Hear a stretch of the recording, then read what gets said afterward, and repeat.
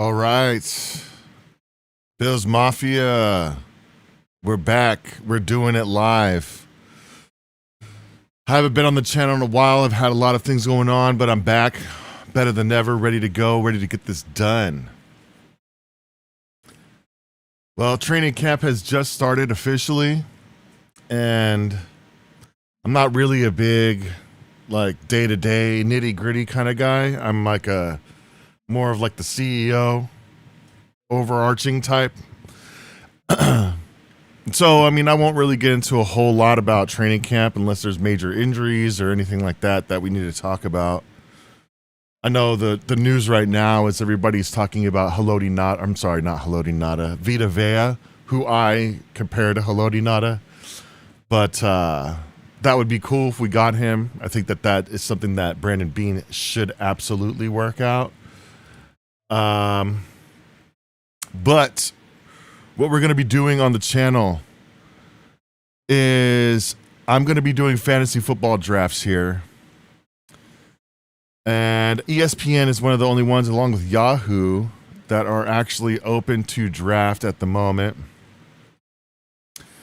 And so today I'm going to be doing drafts by myself, basically. But I challenge everybody out there in the live chat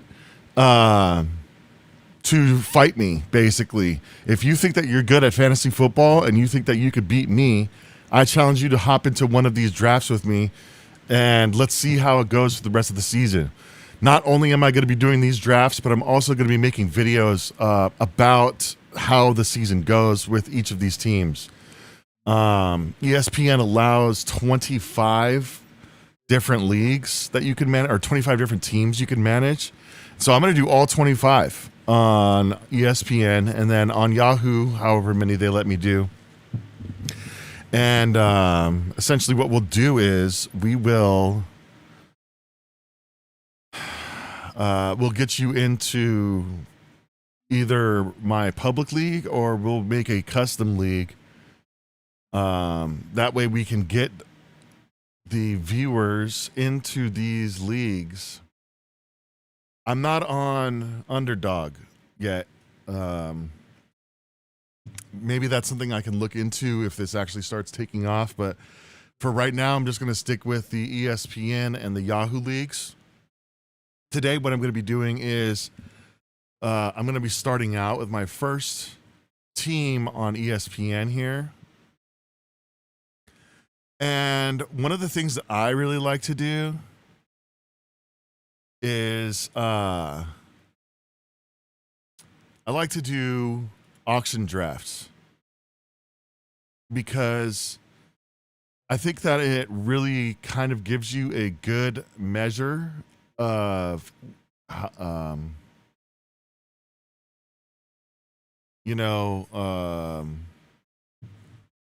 a good measure of where people think or how people rate other players. That way, if I'm in a snake draft, I can know if I need to reach on someone or know, hey, this guy people don't really like. They don't really value this guy. So I can hold off on this guy because I know he's going to be there next round, even though he should be gone this round. So that's what I'm going to do today is I'm going to do the live. I'm going to do a live draft with my auction draft here. It pop-ups and I don't know why. That's weird. Okay. So comment down in the chat. Let me know what you guys think. Let me know if you think you could beat me. Tell me what you think about my picks. Tell me where you think I went wrong, where you think I went right, why I'm a dummy, why I'm a genius, why I'm a savant. We're going to go to Public League here. Join Public League. And I always go with the pro.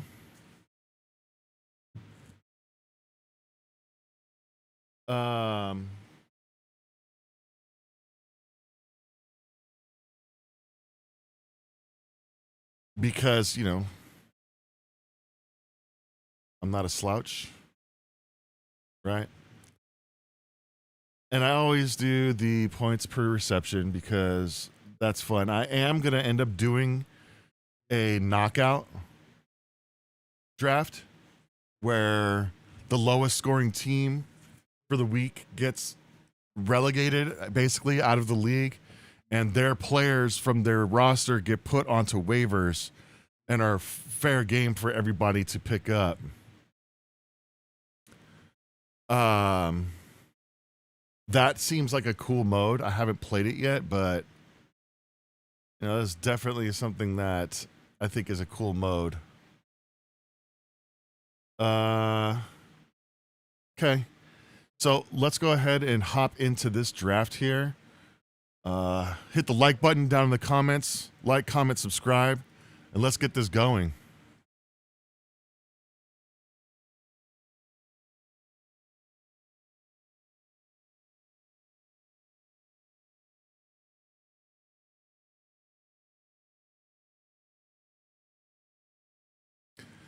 All right, so we're going to go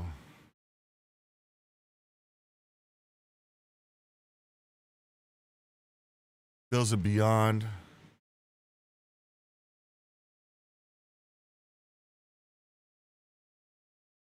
League number 1. Now, this is a very, very early draft.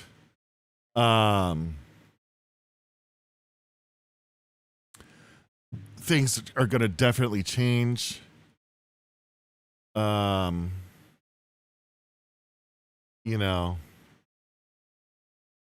don't really expect much out of these teams here. I usually don't do competitive, like super competitive drafts this early, but I figure the draft rooms are open.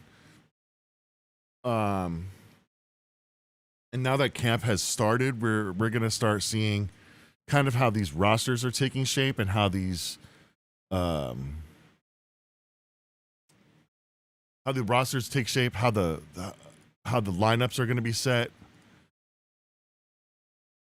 And so I think that, you can do drafts now. It's not wise to do a real competitive draft until basically the Sunday before the first game.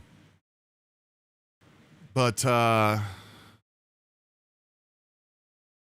just going to wait for this last slot to fill up. Now, there is a strategy to the salary cap leagues. A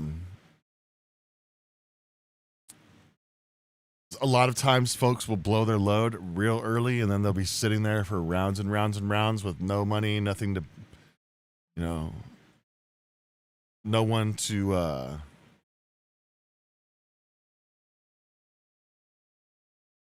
no one to choose.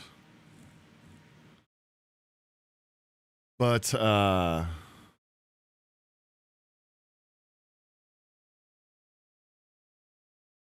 we are going to nominate players in the beginning that we think people want.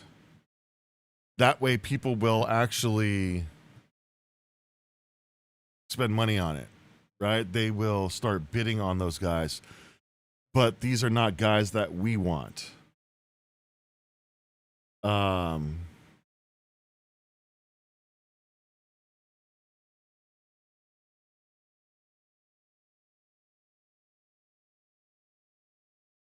The way that you want to line this up is you want people to spend a ton on players that you don't want at the beginning, so that once the players that you do want come up, you can get them under value. That being said, sometimes you got to pay, right? Like if this is the last RB1 and you don't have an RB on your team, and you're looking at having to spend, 25, 30%, even 50% of your total allotment of your balance. Sometimes that's what needs to be done. I don't recommend it, but I've definitely been pigeonholed before. Definitely been pigeonholed before. Sorry if the audio was too low there. let me get this audio going for you here. Hopefully you can hear me better now.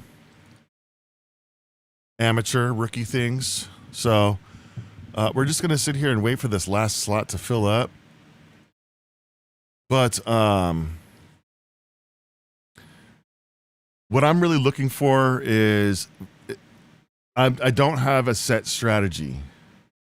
I think that the best strategy to have going into fantasy football drafts is being able to be flexible.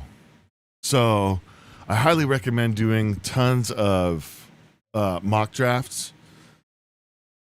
You know,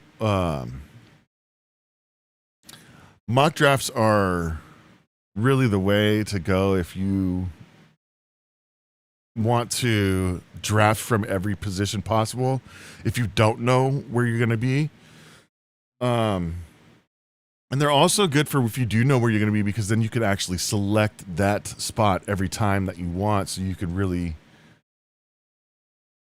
dial in. And I know what you're going to say. There's a lot of times that there's robots or whatever auto picking, and that kind of is a bummer, just because it doesn't give you a real sense for what people are going to do. The Autobots will stop at the price that ESPN has suggested. So that's not really that great all the time. It's better if it's full. So this draft is now full, and the draft room is open. So I'm going to go ahead and get into that. And it looks like I'm the first one to nominate a player. So for those of you out there that have never done an auction draft before, it's not like a snake draft where you make a selection and then the person behind you makes a selection and that's the guy that's on your team. The selection that you're making is for the player to be nominated that you want everyone to bid on. And so you make an initial bid by nominating a player. Typically, people will do $1. Something that I like to do, especially at the beginning of drafts, when you're dealing with guys that are,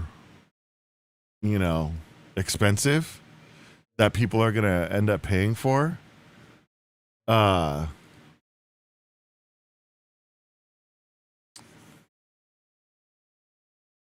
You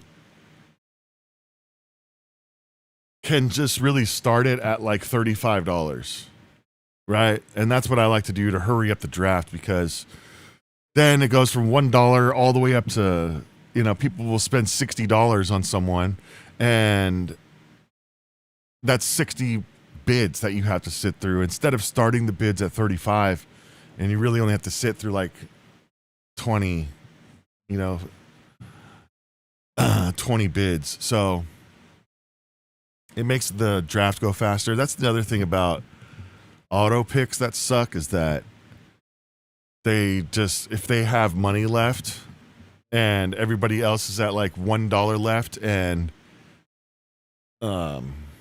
when they make a selection, no one else is going to be able to bid, so they automatically get that player. But everybody else, when they make an offer, that team can bid on it, and so we have to wait for the whole entire clock all the way through, and it's just annoying. So if you're going to do an auction draft, don't auto bid, please. Like I said, I'm looking for you guys to jump into these drafts with me. So obviously today I'm not going to be able to have any kind of interaction really, unless we get folks that are active in the chat who really wants to get going and hop into one of these leagues today. But moving forward, just drop me your ESPN or your Yahoo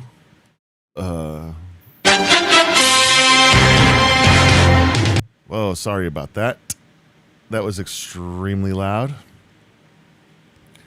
But like I was saying, drop me your ESPN or your Yahoo names, and I will create a league for you. So we're going to go with Jahmyr Gibbs, and we're starting at 35. And so now what's going to happen is everybody is going to bid on Jahmyr Gibbs. Let me move my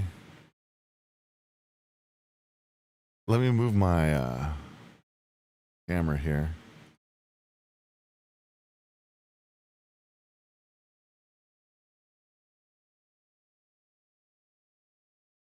So Jahmyr Gibbs is someone that I don't necessarily want like that, per se. That's not to say that he is not good. I personally don't have any issues with him, but there's other running backs I think that I could get that go for less than $60, right? Like that's insane. Jahmyr Gibbs off the board for $60.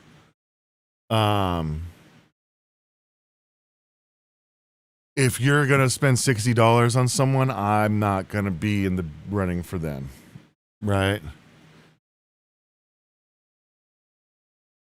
Now, apparently that was a deal, though, because someone like Bijan is going for an average sale value of $61. Here's Puka Nacua. I get Puka a lot in these auction drafts just because people kind of fade out on him a little bit. But I don't know if I will be getting him this time just because he's going so early. Typically, there will be a few other players that have already gone, so I can come in behind people. But we'll see where he goes. We'll see how much he's going for, and we'll throw a bid in if it's a reasonable price.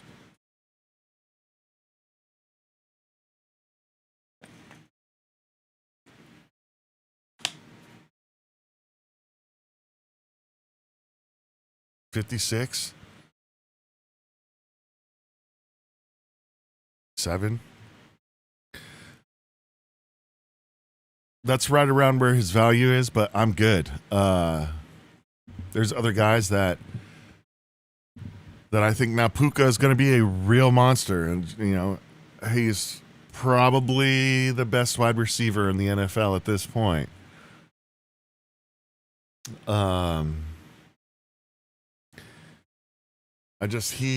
He's out too much for me to be investing like that. So let's see. Bijan is going way past 60. It looks like. Oh, well, there we go. So it looks like this lobby is more fond of Bijan than Jahmyr.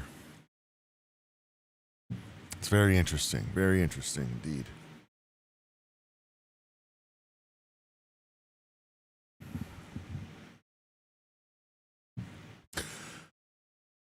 So we've got Bijan for 61, Jahmyr for 60, and Nacua for 57. See, this is a great nomination because his average value is $31 that he goes for. ESPN thinks he should go for 32. And he's at 23 right now. This is I'm gonna have to bid this up. You're not getting this guy for pennies. If I could get him right here at 27, that would be stupid good. Yeah, see, someone came in behind and said no. I can't justify paying $28 though for a tight end. Don't care that it's Brock Bowers. Tight end is super inconsistent when it comes to finishing positions. So, 25. There we go. Let's jump this up. All right. So McCaffrey's average value is going for 53.8. ESPN says that they think that he should go for 50. They're looking at him scoring 350 fantasy points. So he's at 53 now, which is the value that ESPN has put. He's going for 53. There it is. So that's 53.8 on average, which is 54. And it looks like that's what he's going to go for in our league here, 54, which is not too bad considering that Bijan went for 61 and Jameer went for 60. That's actually pretty good. That's actually pretty good. Now, this person just made a mistake. Keandre Lambert Smith. Who is that? He could be a late round flyer, you know, for $1 at the end of the. This guy is a waiver pickup, right? No one's going to bid on this guy. He's going to waste a roster spot and $1. No one's bidding on him. Now, the other day I saw someone do something crazy good, crazy stupid good, and they actually got me with it, but I was lucky enough that someone else bid on top. But this season, Brian Robinson Jr. has made his way to the Atlanta Falcons. And when you put him on, when you nominate him, he comes up as B. Robinson Jr., which makes you believe that it's Bijan Robinson, and so people will bid on it, and they're not paying attention like I didn't. So be on the lookout for that if you're doing auction drafts. People are sneaky with that. I think that's a great idea. That's hilarious, in fact. Jeremiah Love should be pretty stupid this season. $38 isn't too bad.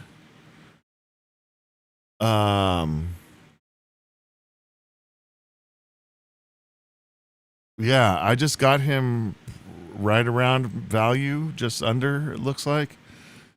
So Jeremiah Love is my first pick in this auction draft for $38, less than $40. That's a great value for someone with running back one upside.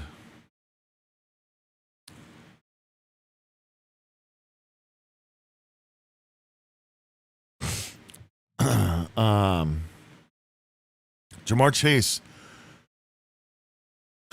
Whoa. For more than Puka. Wow.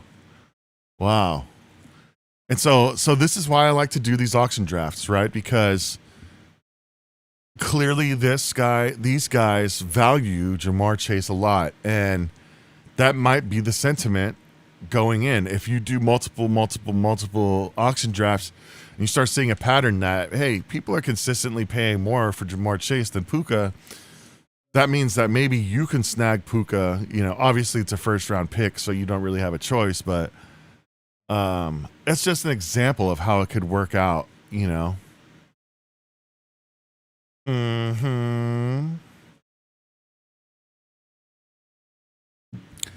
All right, Kenneth Walker. So Kenneth Walker is, his average sale value is $28.7. And ESPN says he should go for 27. And he's right at the 27 mark now. Let's see if he goes over 28. There's, yep, there it is. So he's officially costing more than the average sale value, which means that this guy is not getting a good deal. And see, this is what these guys do, is that they'll come in and blow their load on these people. They'll spend all their money and then they'll bounce, and then they'll just sit there for, you know, wasting everybody else's time with auto picks. And that's why people don't like doing these drafts like that. Jacoby Brissett is yet another wasted nomination. No one is going to bid on him. No one wants Jacoby Brissett. This guy's going to get Jacoby Brissett for $1, and that's going to be his backup quarterback that he wasted $1 on when he could have just got him off of waivers week 5, you know? So it's my turn again. Someone that everybody is really high on, that I am not as high on, that I think could possibly end up falling below market. Devon Achane. So he's finished as a top 5 running back, I believe, in the last few seasons, since he's been a rookie, I think, honestly. I don't think he's going to do it this season. And if you look, ESPN says that they think he's $50. He's been going for 45.5, 45.5. And the last bid was for 51. So they overpaid on all accounts. They overpaid according to ESPN, and they overpaid according to the market value. And so for me, that's the perfect nominee. Someone that people do want, that they will pay for and probably overpay for. That way, I don't have to deal with that person now going after the guy that I want. A.J. Brown is a very good nomination here because this is a guy that I like to take later on for cheaper. But because he's going early, he'll probably end up going for as much as the market value, if not maybe overpriced.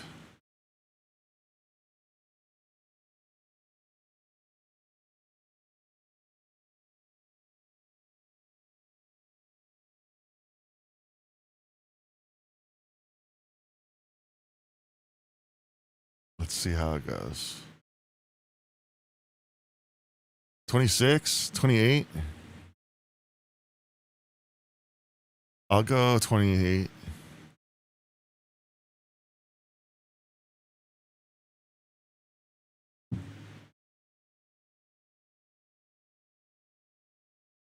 Not bad. Not bad. All right, so I've got Love and Brown as my number 1 and 2, and I paid under market value for both. Now, see, Jackson Smith and Jigba is going to go for a bunch. And that's why I hit with the 35, because let's get this show on the road. There we go. There we go. Okay, and here's something else, too, that happens to a lot of players is when you get someone who's not like a top-notch guy that you're going to blow your load on, like a A.J. Brown, a lot of times people will be scared to pay after that. Because you think, oh, I got to save my money now. Don't do that. Get good players. You know, don't wait to spend your money on players that aren't going to play, you know. JSN just went for 58 and AJ Brown went for 28. That's a spread of $30. Now, I'm not saying that JSN is not going to outproduce AJ Brown, but come on, man. $30, that's a whole player. That's a whole starting player that they just lost. That's crazy. McBride is a good one. I want to see McBride go for a lot. I want to see people wasting their money on this guy. We've only got 2 teams that haven't picked anyone yet.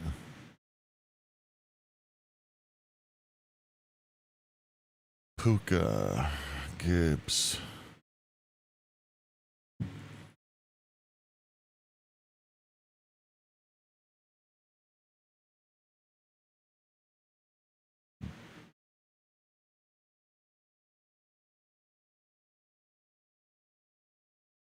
Okay, Malik Neighbors.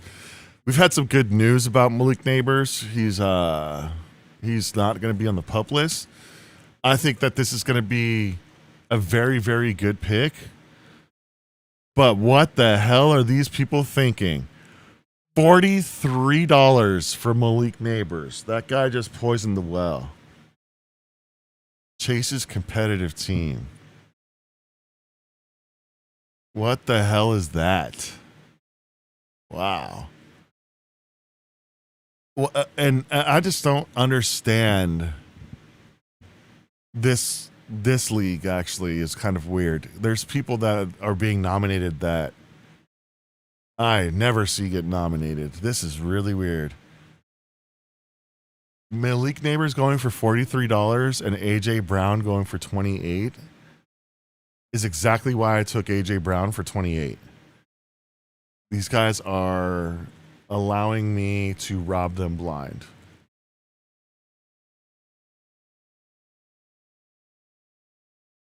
This is a PPR league. Davis Mills is someone who's never going to play. Not quite sure what the hell we are doing here. Someone bid on Davis Mills.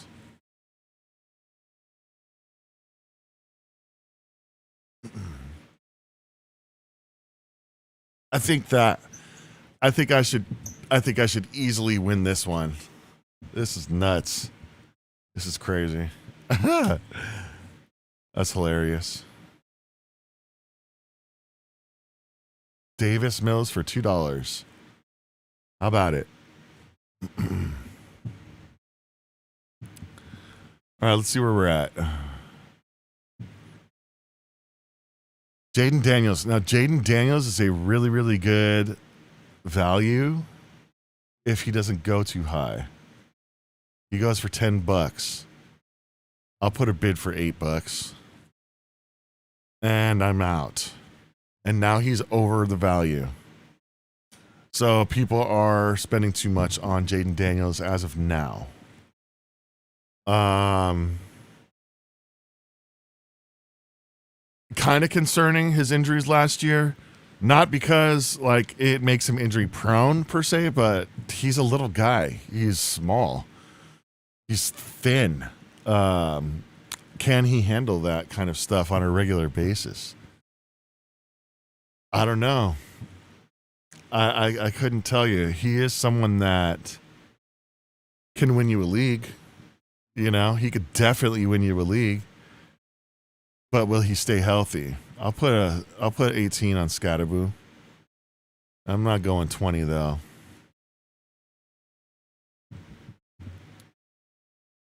Coming off an injury, I need to see him work in order to give market value for him. That being said, I think that 20 is low if he's healthy. I think that he could really, really, really turn some heads this year. Kai Lemon, this guy, well, I don't understand why we're nominating these kinds of players. And why people are spending $10. What the hell is this?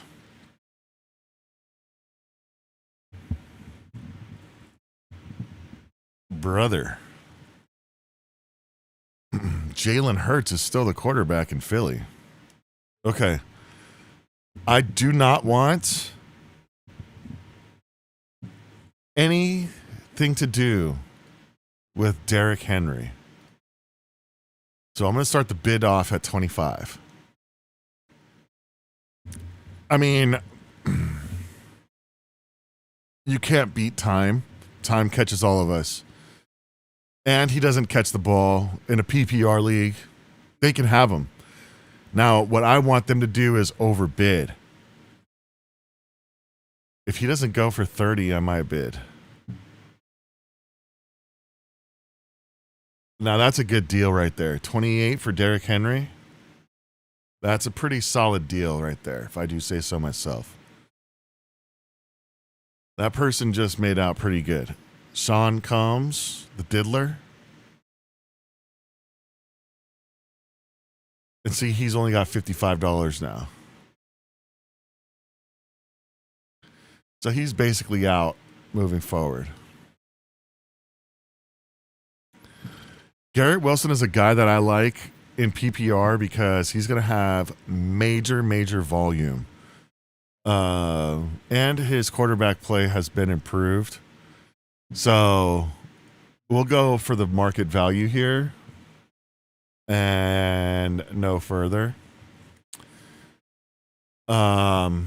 Because he's still on the Jets, and the Jets are garbage. So I'm not going to overpay for Garrett Wilson. He's not the kind of guy that I feel comfortable overpaying for.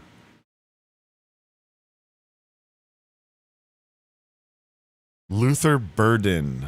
There's a big argument about who's better, Luther Burden or Roma Dunze. I don't know.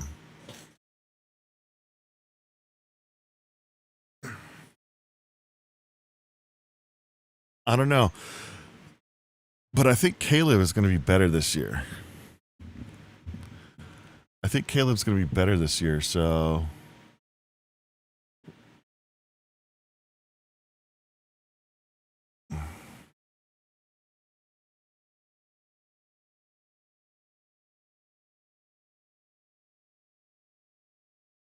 So I think that Luther Burden or Roma Dunze could be the pick.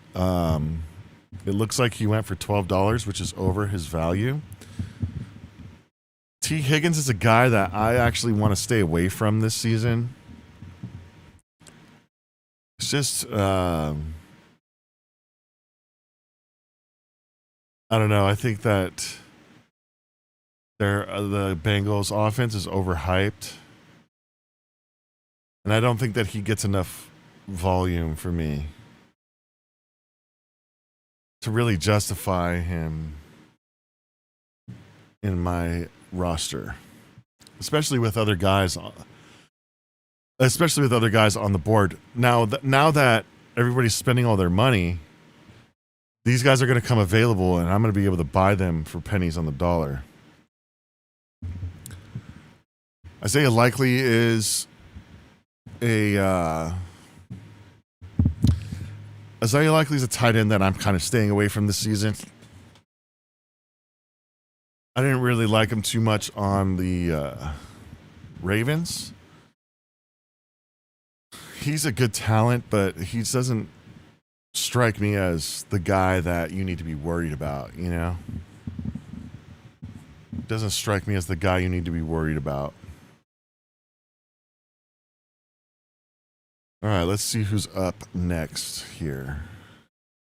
All right, Amon-Ra. So we're definitely throwing in $35 offer for this guy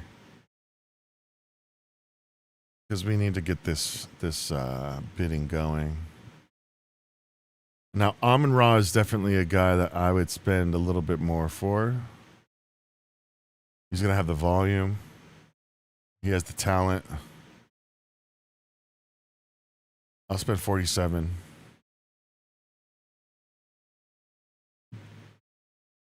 But I won't go 50.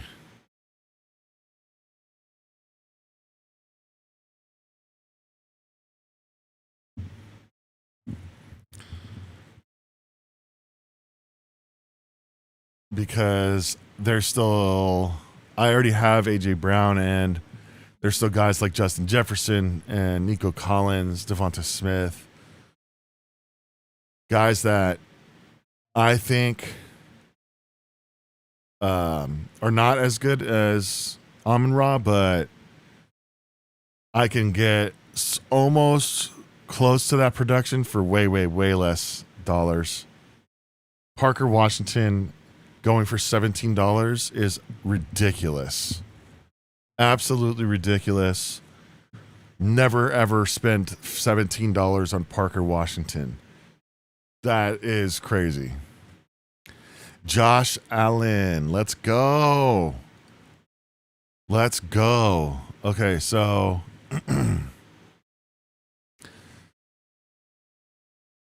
Josh might be someone that I will grab if he goes less than $20, which is highly unlikely. Yeah. Yeah, so I won't be having Josh because I don't think that I need to spend that much to get 21 isn't bad. I don't think that I need to spend that much though to get 300 plus points from my quarterback. Granted, Josh could easily put up 400 and probably win you a league, but Saquon Barkley is someone that I am staying far away from. I don't like Saquon Barkley this season. I took him last year as my number 1 running back. And I doubled it up in my home league, and I doubled it up with Taylor in the 3rd. And I was really lucky that I did that because Saquon flopped. And I think that he's done, honestly. I don't think that he's like done. I think he's still a top 10, top 15 kind of guy, but I think that he is not that top 10. He's not the first round kind of pick that you he's not the first round pick that you used to know like that. He's on the decline, I should say, the downside of his career this season.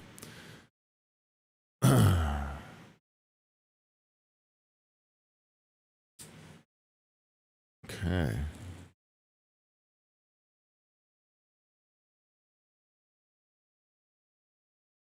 I don't want Rashee Rice.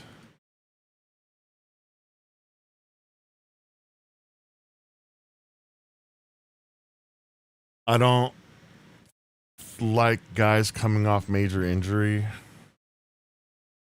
until they show me that they can do it. And, you know, sometimes that isn't the smart thing to do, but I feel like more often than not it is.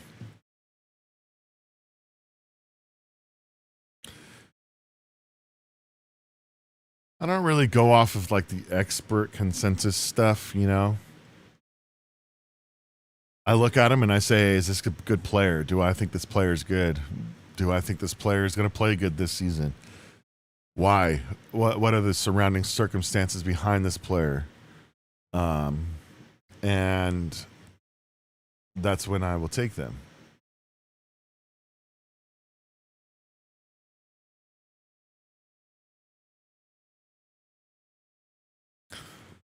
See, Olave is going for 27. His value is for 24.3. That's how much he's been selling for. So in our league, they overpaid for him by $3. Here we go. Jonathan Taylor. Definitely going to be bidding on this guy. But I'm not going over 50.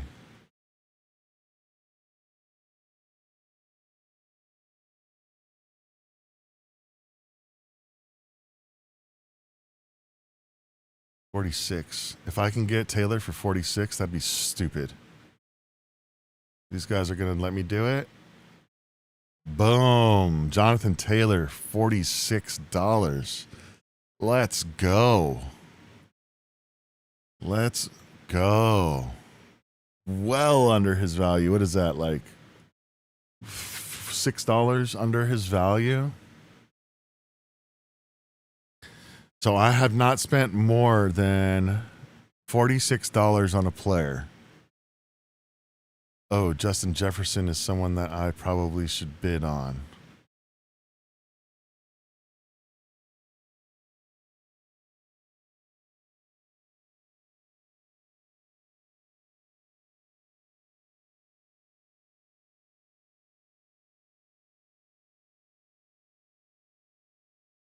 I'll go Nico Collins instead.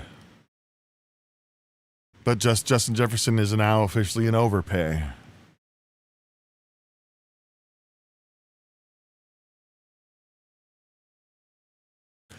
Jackson Dart is a decent quarterback prospect for fantasy football.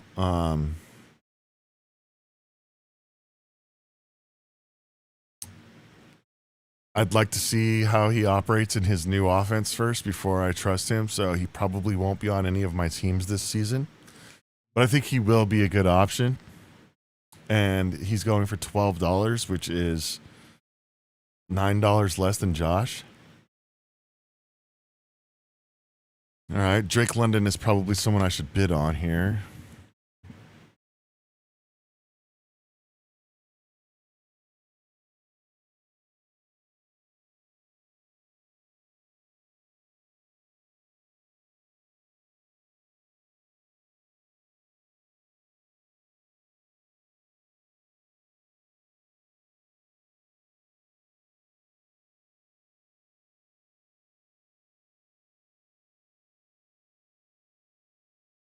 for 42. I think I'm going to go for someone like Nico. I'm going to go for Nico and maybe another good running back here.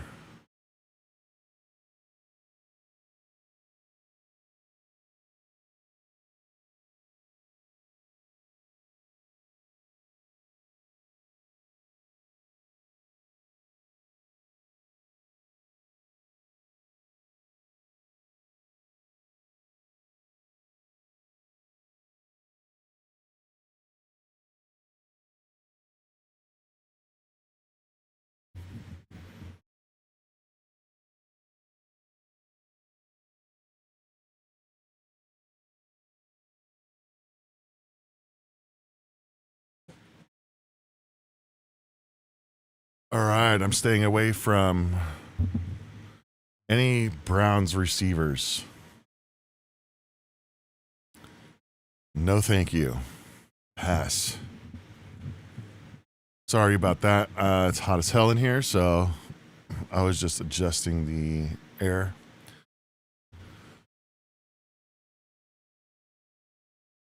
Breece Hall. Breece Hall is someone that I will go after if he is under $27.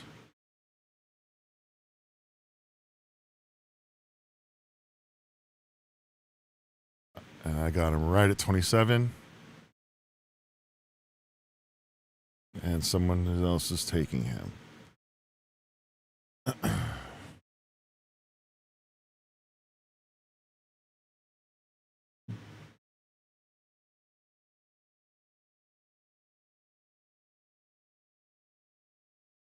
All right, James Cook is high volume. I think that he's a better pass catcher than he's been asked to be. And I think that Joe Brady actually is going to give him a little bit more looks when it comes to passes. I'll take him for 39.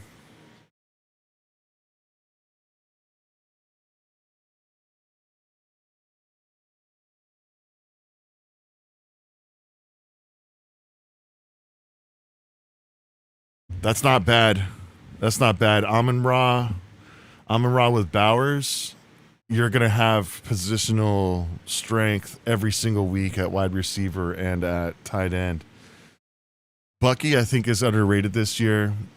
I think because he was so injured last year, people forget about him. But I like Bucky as like a number 2 option or a flex option in a 14 team league. That's a pretty solid starting 3 there. I think that's. I think you could definitely do better. Where were you drafting from? What was your position? Now, $8 for a kicker is something that should never happen, ever. I'll never, ever pay more than $2 for a kicker. That's ridiculous. All right, let's go Zay Flowers, because I'll never have Zay Flowers on my team. I don't believe in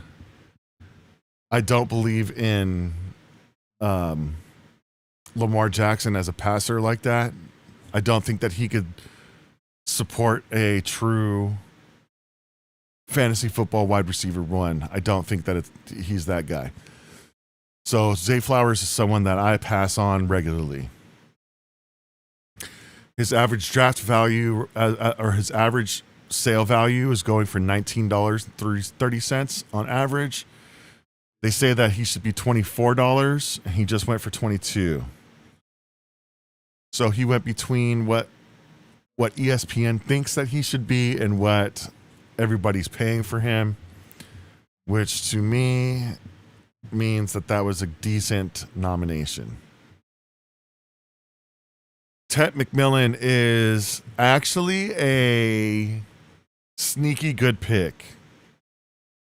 For the right price, though. I'm not going to overpay for this guy. Looks like we should be paying $21 for him, and he is at 22 now, which means he's going to that guy's team. Ashton Genty is someone that he's like the popular pick to not be good this season.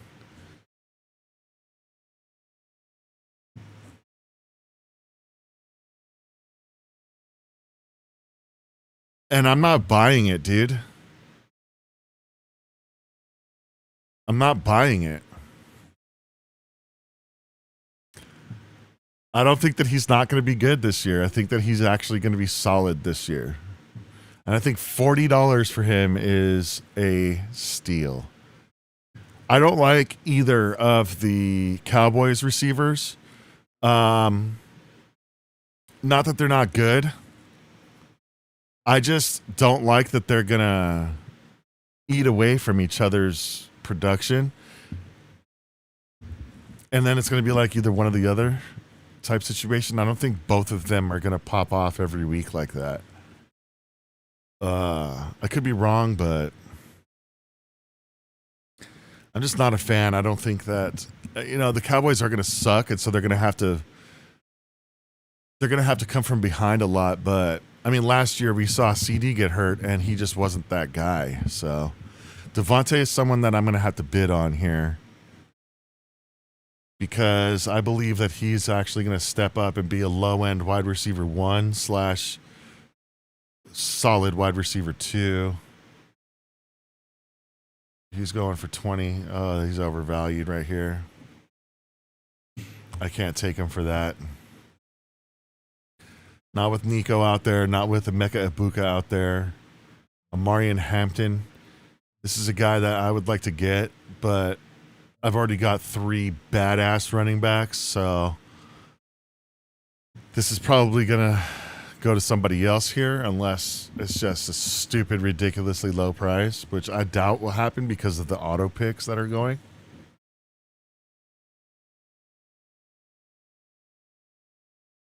The auto picks won't allow a really, really low bid.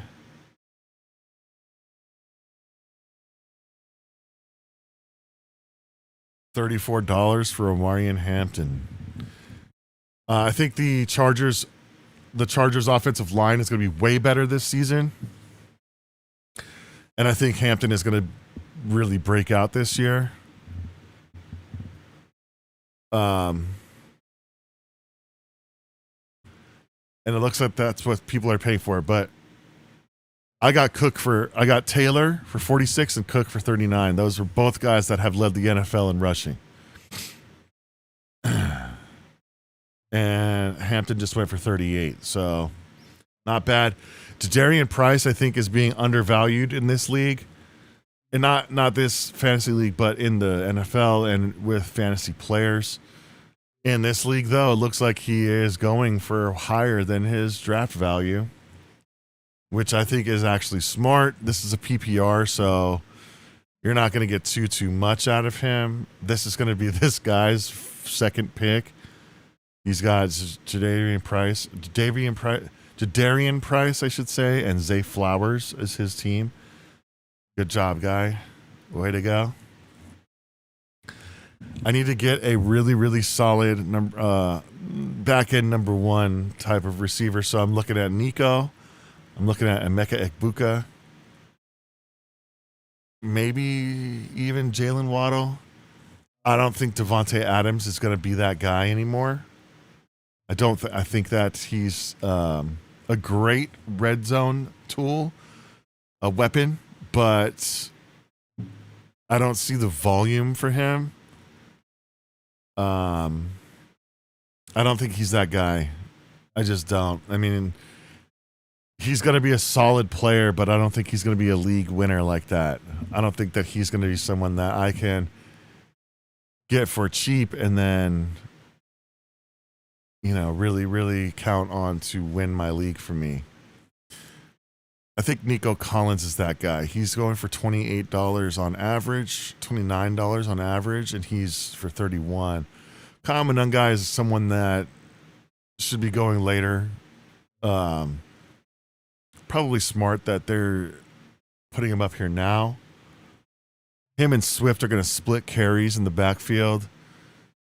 I don't personally know about their running game like that. But for a team that needs a running back, I guess that's good.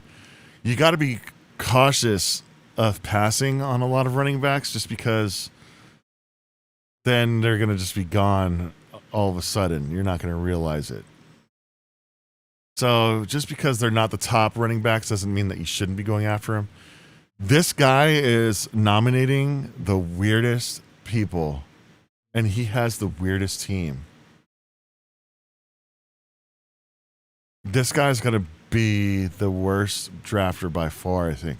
Jacoby Brissett, Scotty Hall, Wilson. So he has 2 Jets. We're going to go Josh Jacobs here.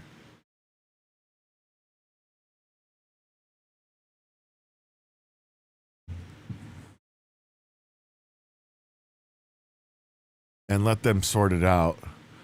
I'm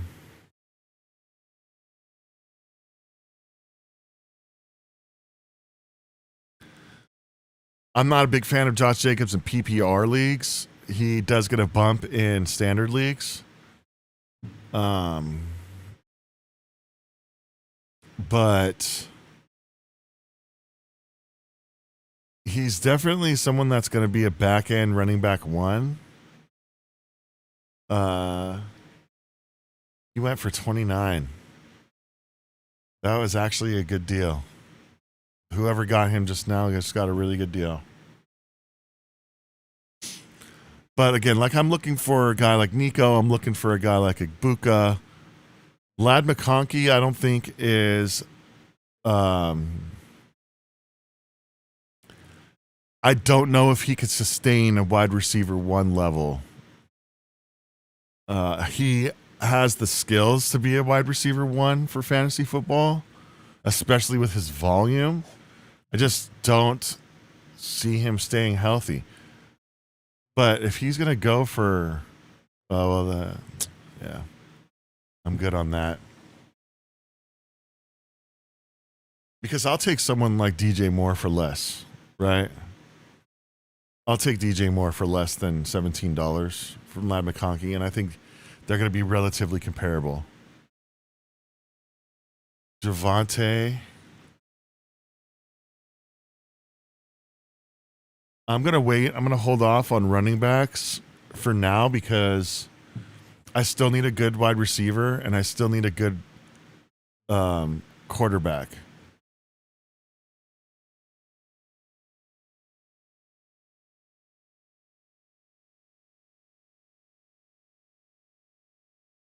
So I can't really go all in on these running backs, especially since I have basically three number 1 running backs. No one's going to have a better running back room than me. Maybe. But what's he going? 28? Not bad.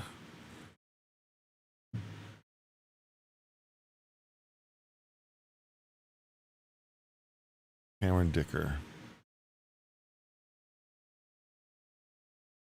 Another thing I do is I'll hold off on the $1 players like kickers and stuff until I can't make any more bids on things, until other people can't. Cameron Dicker just went for $5. What are we doing, people? What are we doing? And now we're bidding on Fairbairn. Like, this is insane. I've never seen an auction draft where people are actually putting bids in on multiple kickers. This is nuts to me. Really, really crazy. I've never seen anything like that.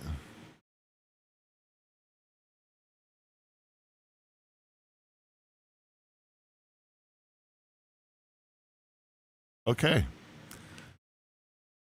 Fair enough, dude. Fair enough.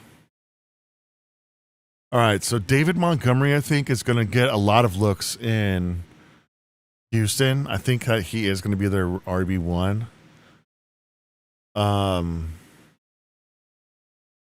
It's just a crowded backfield, man. It's just crowded. And that offensive line did not look good last season. Um, so I tend to pass on Montgomery. He's someone that I think can benefit someone else's team, not mine. Now, I will take him if it's like barren landscape and everybody else is gone. You know, obviously he's someone worth having on your squad. He's probably going to be a mid to low end RB2, maybe a flex.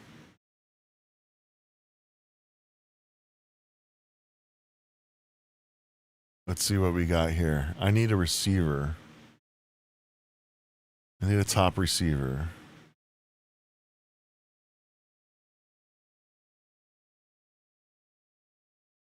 Bucky Irving. I think Bucky Irving is going to end up being a low end RB1, high end RB2.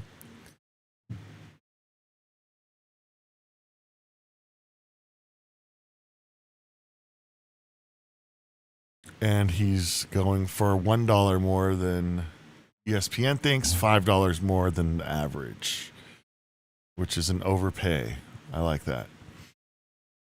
Vishal Tootin, I think, is this season's most overrated player.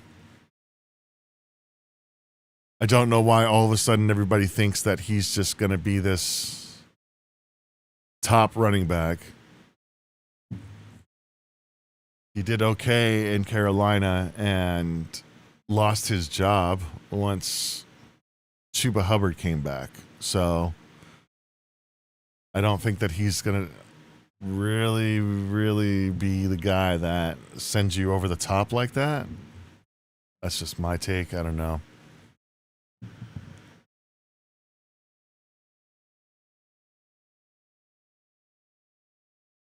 Khalil Shakir.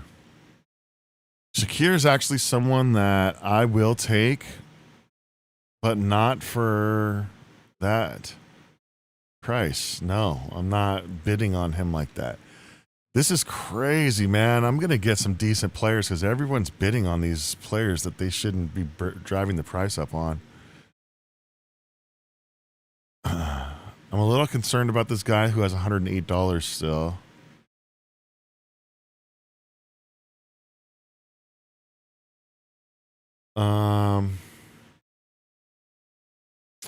Let's put out Lamar Jackson.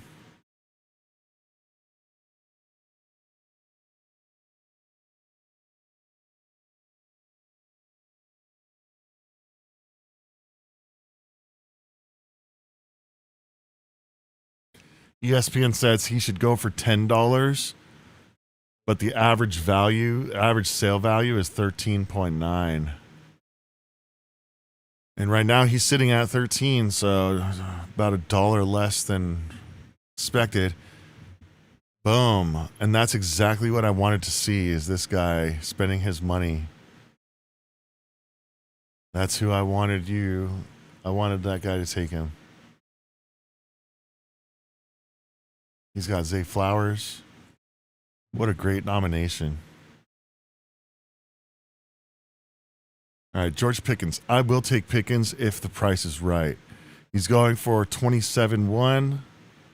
28 is what ESPN thinks. I know I was talking bad about him, but I mean, I need receivers, you know? Field is starting to get thin here.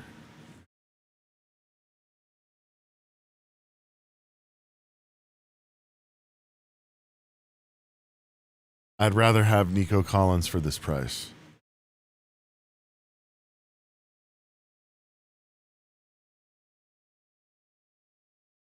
I'd rather have Nico Collins for this price. And then Jalen Waddle is a sneaky pickup. I think that he's going to be good this season. Kyron Williams is a guy that I'll take if the price is right as well. Williams, Etienne, and Judkins are all three guys that I will take if the price is right. If they allow this guy to slip through the cracks. Like, yeah. You're not going to pay $19 for him.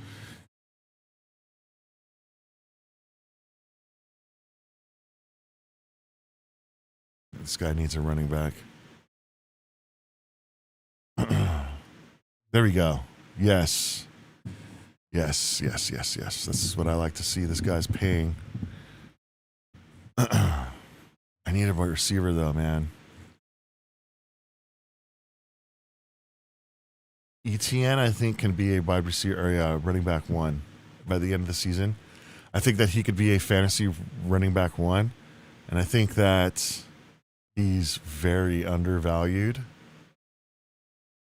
I'll take him for $14.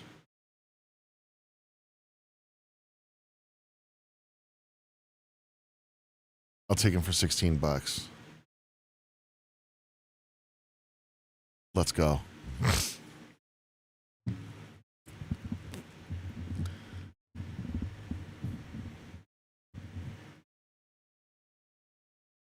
Now that's going to put me in a predicament for this wide receiver that I want. There's really only 3 left that I think are that guy. So hopefully this works out. I hope that shit. We'll see what happens. But yeah, here we go. Emeka Egbuka. I'm gonna need to bid on this guy. I think that he's gonna end up being the number 1 receiver in Tampa. I'll do 15.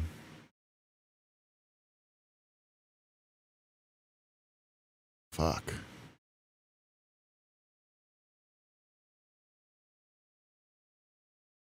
Fuck. Nah, I'm good. I'm good on that. I don't want to be... I want Nico.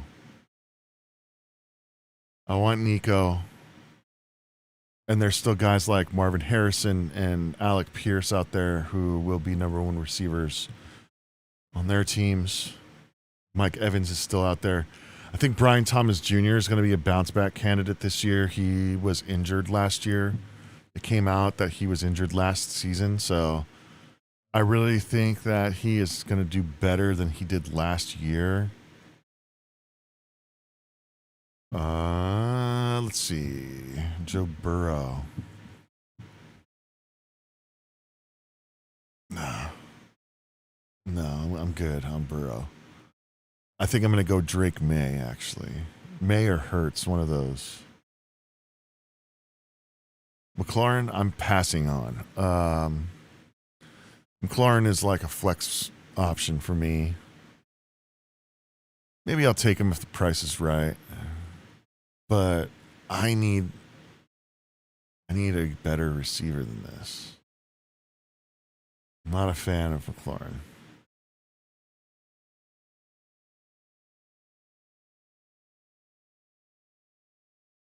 I got him in his rookie year, and he actually helped me out because I got him off waivers, but I'm not a big fan of drafting McLaurin. I don't know. To me, he feels like a Brandon Cooks type or a Deshaun Jackson type. There's just guys that I don't like drafting. They're small. They use, like, even Tyreek Hill I stayed away from for a long time just because I was scared of them getting injured, you know? The little guys. Mike Evans.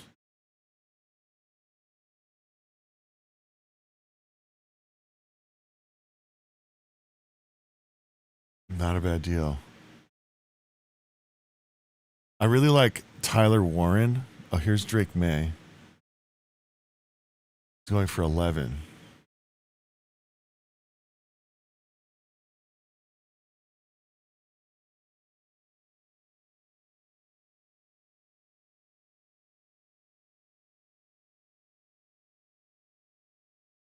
We'll go 8. Let's see what happens if someone bids on him. Because that would put me at 10. If someone bids on him, we'll be at 10. Drake May for 8. Let's go. Let's go. That's what I'm talking about. So I've got my stack. I've got my Drake May, AJ Brown stack. I got my quarterback, who I believe is going to put up over 300 fantasy football points. Let's see what my budget's looking like. Where am I at? $16 is my max offer. Fuck me, dude. There's no way I'm getting Nico. Fuck. Let's go Marvin Harrison. I need them to bid on this guy. I need them to... I'm not going to be able to get Nico. Damn it.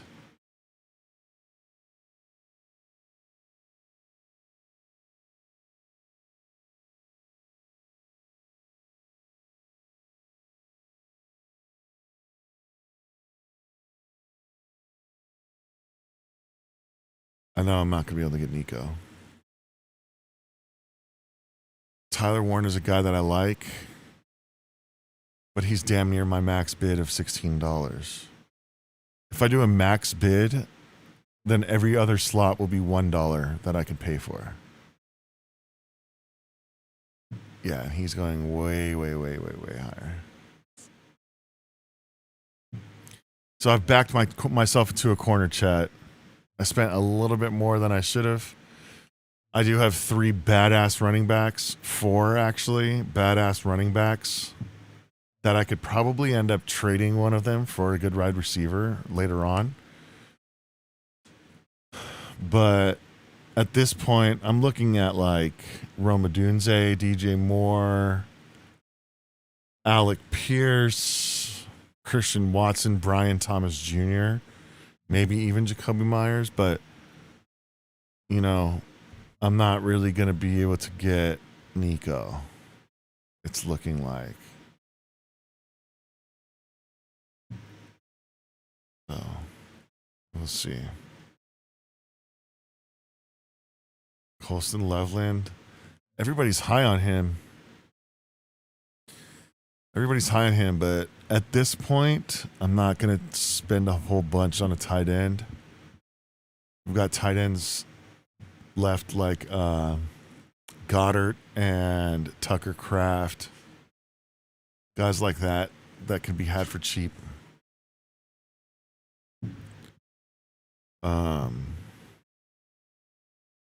See who the next guy is. Carnell Tate. That's a really, really good. That's a really, really good nomination.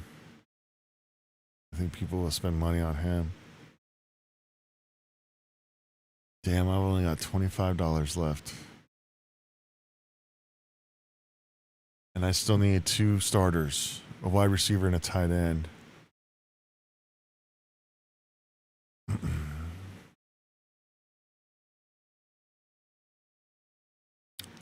Jalen Waddle probably will end up being my guy. Let's see.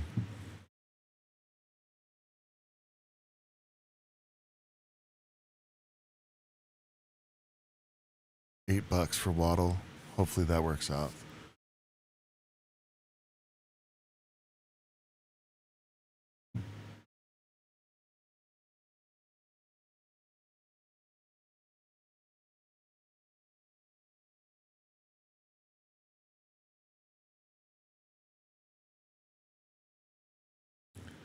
All right.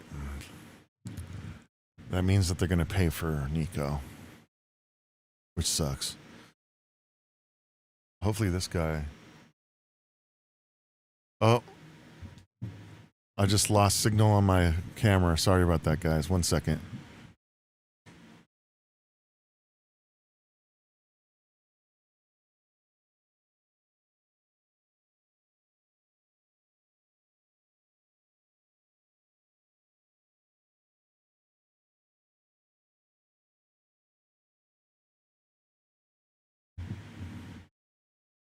I'm not sure what just happened. I think my camera might have overheated. I'm going to need to take a second to get some airflow going over here. Like I said, it's hot as hell in this house right now.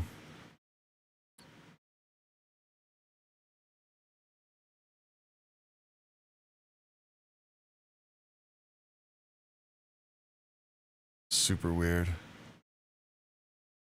Stafford? No thanks. Give me 1 second. I'll be back.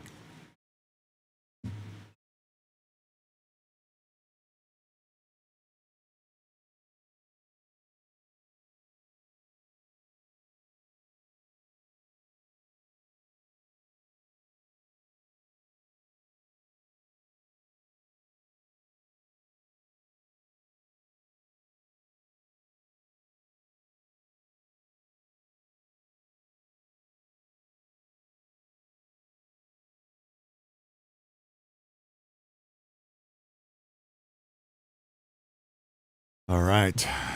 So we got the fan moving some air to the camera.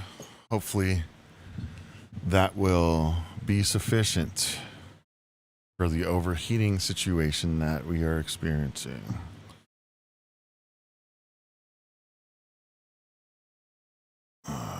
One more second here. 1 second.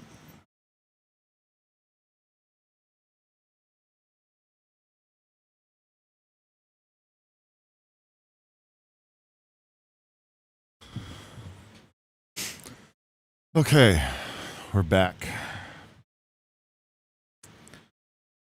Hopefully that fan isn't causing too much of a disturbance.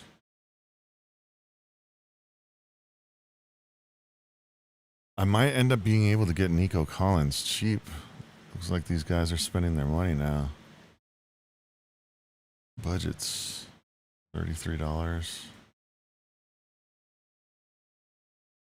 Oh, it's my turn. We're going to put Jameson Williams out there.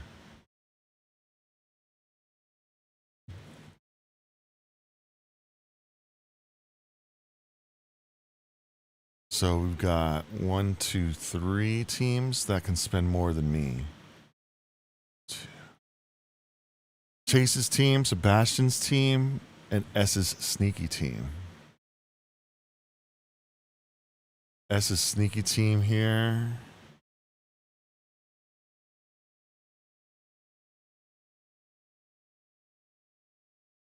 Chase's team. Sebastian's team.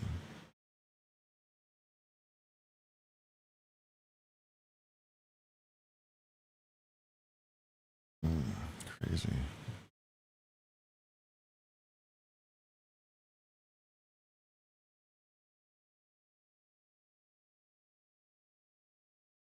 What's going on, John Jones? Thanks for the comment. Can you beat me in a fantasy draft? I don't think you can. I don't think you can beat me in a fantasy league. Rams defense. I think the Rams defense is going to be the number 1 defense in fantasy football this season. Especially if Aaron Donald comes back. That's going to be a problem for everyone in the entire league. All right, running back situation is starting to kind of get dire here, so I probably can't pass on too many more running backs, although I'm not really a fan of the Bears running backs this season. I'm not like, it's not, you know, it's all good. I can do without them. I don't think that they're going to be league winners. Tony Pollard is someone that I'm avoiding. I don't like any Titans. Dayball flopped in New York. He's going to flop in Tennessee. Dayball is the man when he doesn't have to be the man. You know what I mean? Like, he was great with Josh. No one knew who he was. And then once everyone did know who he was, he fell apart. So, not expecting too much from Dayball or from anybody in the Titans organization. Travion Henderson is someone I think that you should go after.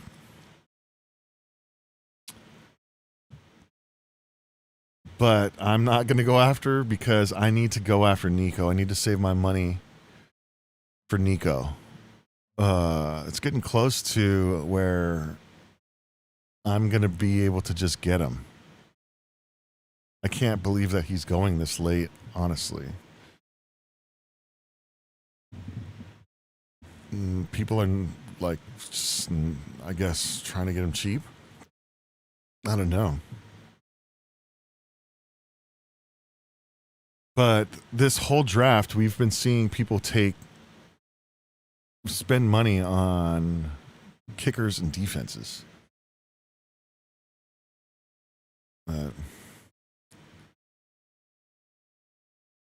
I need a starting wide receiver and tight end, and then I need to start filling out my bench. I used to be big on like trying to get as many good players as I could on the bench, but really, like, I hope they never play. So, one or two good players on the bench is something that's important. I've got ETN on the bench, who's a piece, so I can get other players. That should work out pretty well. Hopefully I can get a couple of other guys that I'm very confident in. But it's looking like I'm going to start. Here we go.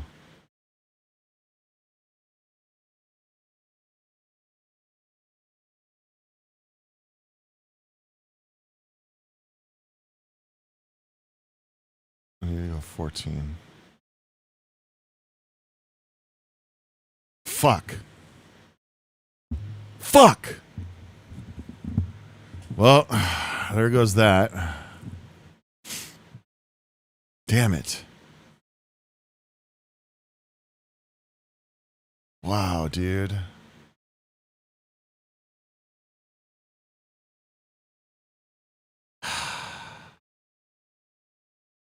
All right, so this team is not as good as I would like it to be. DJ Moore is going to be my number 2 receiver. Fuck me, dude. Terrible. I shouldn't have gone after AJ.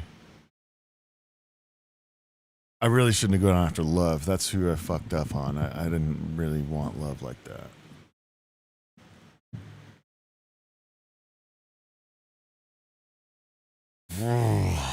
Man, that sucks. It's a gut shot. It's a gut shot, but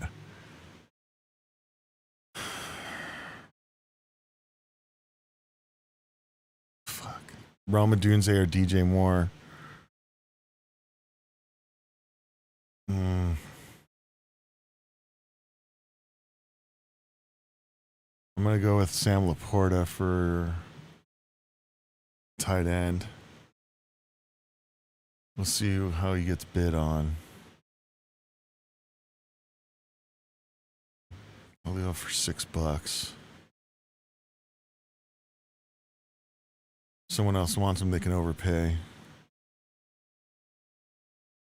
Man, that Nico really busted my fucking ass, dude. Especially since it was only me and that clown that were in it. Fuck. That's so lame.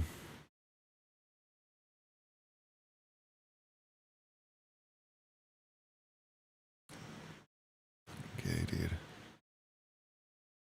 But now I'm the guy that can bid the most out of everybody, so that's good. The next highest bid is $11 that can be made. So mine is 16. So anybody that I want, I just bid $11 and I get them automatically.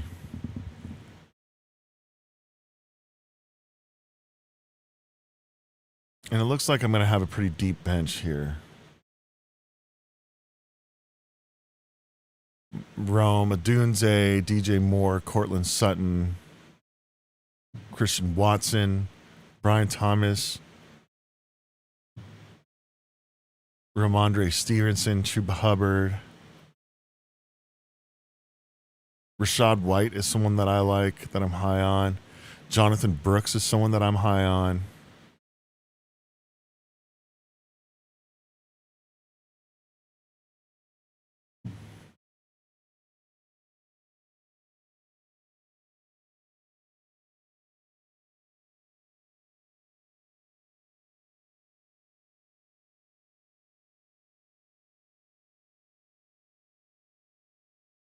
Pay $10 if he wants. I won't.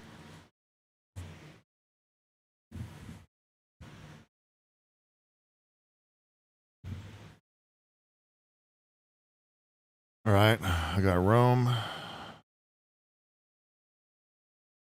I'm going to go DJ Moore, Brian Thomas Jr. Drake May is week 11.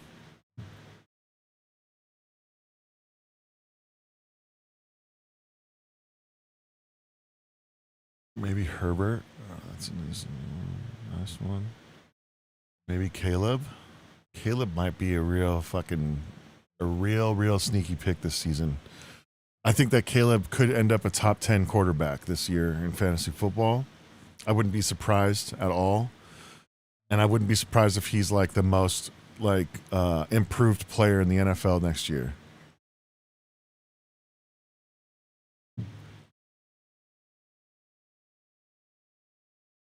I mean, I think that you could really even wait and take Caleb as a number one quarterback. But I'm going to have him on my bench if I can. Rico Dowdle is another like Byshell Tootin. I think that he's overrated. I don't know. It's not really like, I don't think that he's special like that, you know? I think that he was running behind a good offensive line. I think that he's on a worse offensive line team now. And I would not be comfortable taking him like that. DJ Moore is someone that I'm probably going to have to take here. Budgets. So I still can outbid everybody. We'll go 7. That's mine. Okay, so the least sexy number one options, I guess. Rome Odunze and DJ Moore. Alec Pierce is still available. My max bid is $2 now.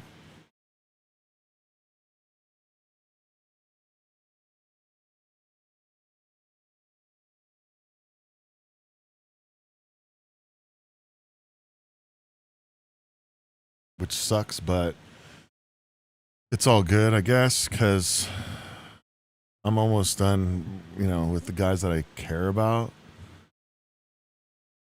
I'll probably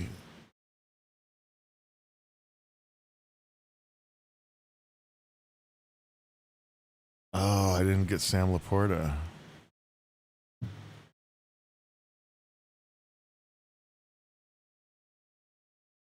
Damn.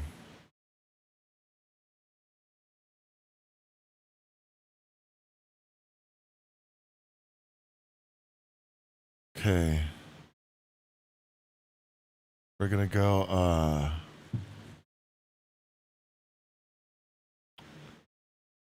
let's go Brian Thomas.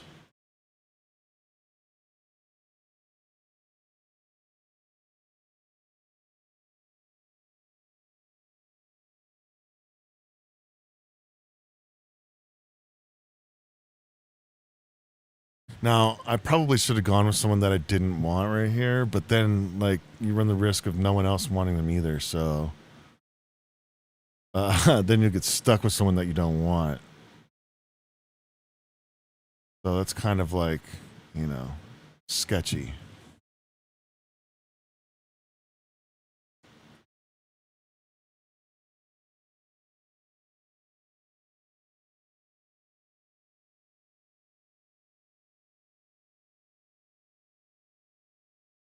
Man, my receivers are pretty weak. My running back room is ridiculous. I probably spent too much on running backs and not enough on receivers.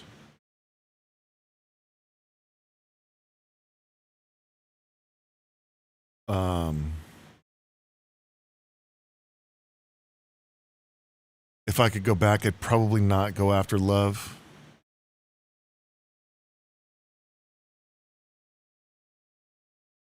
Just because he's an unproven commodity, but they're saying that he's looking the part in Arizona, so we'll see what happens with that. He's probably going to be their whole entire offense.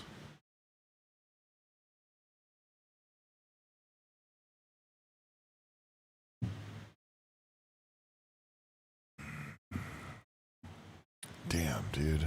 This draft actually did not go how I would like it to go. But It's also an auction draft, so you know this. I'm kind of doing this a lot for you know understanding of what people are thinking and what's going on in their minds. Defense is starting to wear thin.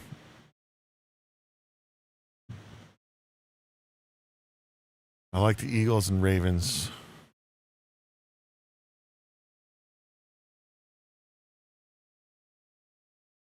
Left. Let's see what happens with that.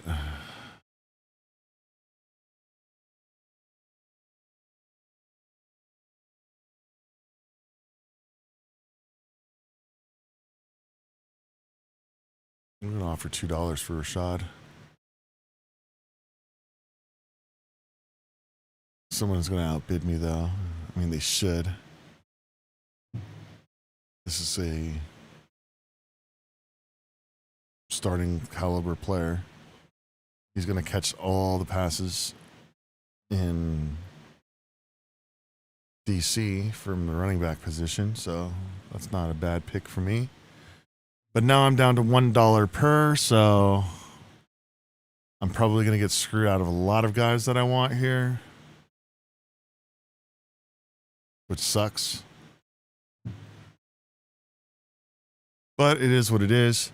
The next draft I'm going to do is going to be a snake draft. So that will be a little bit more of a solid draft that I pull off because I don't have to worry about getting outbid for stuff. This one, though, I'm not really satisfied with the team too much. I think I might have to make a trade for a better wide receiver to pair with A.J. Brown. Maybe I'll trade Cook. I could probably get a good amount back for Cook.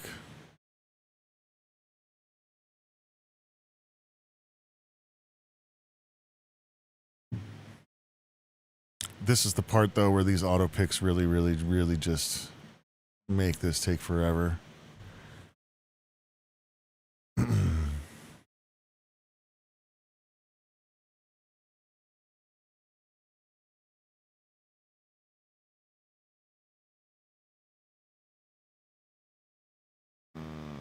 So it's Sean Combs, Chase, and Haven that are holding everything up because they have the money. Let's see.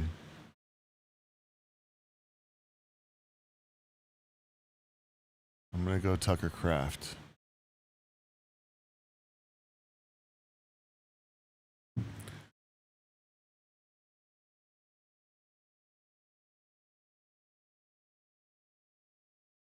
Hopefully no one bids.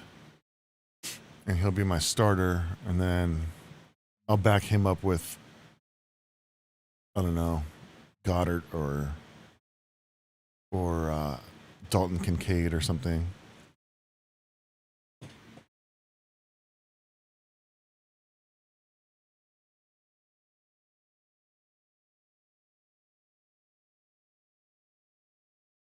Jaylen Warren, I think, is being underrated this season. A lot of people are like, he's going to lose touches to Dowdle, and I don't know, man. I don't think that Dowdle is really going to move the needle like that, like that. And here's all the guys that I was looking at getting real easy, but they're obviously slipping through my fingers. So I'm going to have a pretty weak bench to go with a weak receiver room.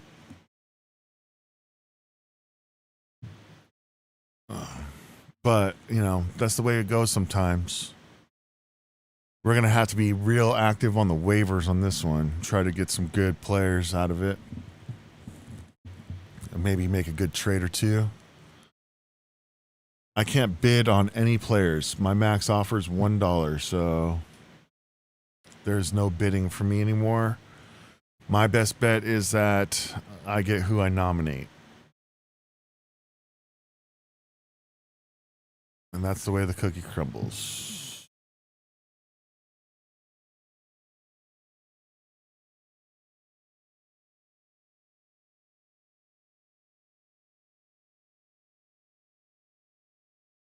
This guy's, oh, he's got Joe Burrow.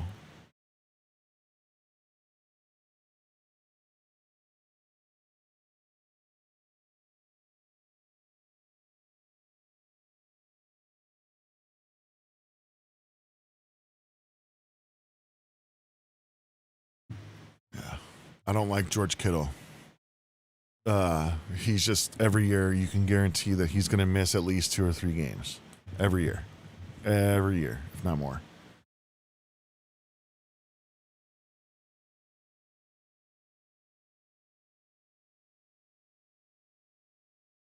Not a fan. All right, let's see. This guy needed a defense, 2 bench players, and a kicker. There you go, $1. 2, 3, 4, 5. 1, 2, 3, 4, 5, 6. He's got $10, so he can spend just under 2. Okay. 5, 5, 2. Oh, this guy only has 1 player left.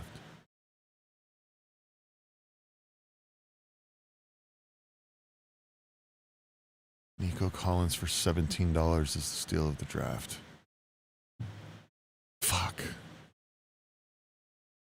Man, I really screwed myself on the Nico.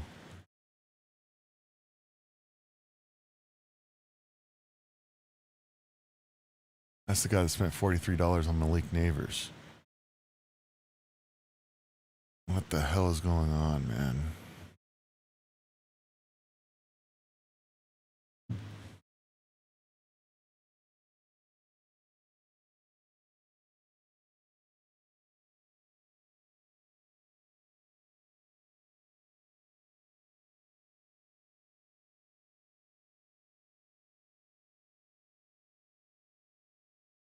All right, so fuck, man. Ravens D is gone. That's who I needed, that defense. So I'm going to go with Eagles then. Hopefully no one fucking bids on him.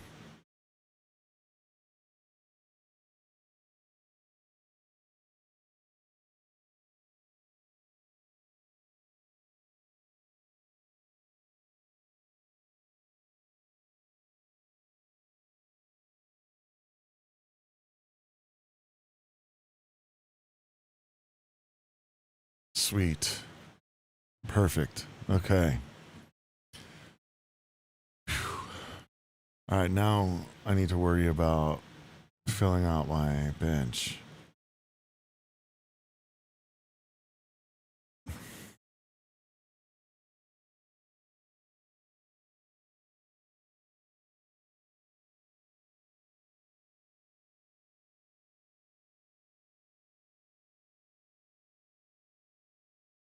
Look at that. Christian Watson, Jacoby Myers, Ricky Pearsall,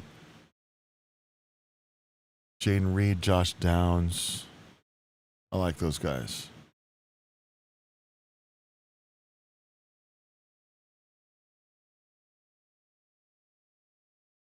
I'm going to throw Goddard in there because I need another tight end as well. Jaden Higgins isn't too bad.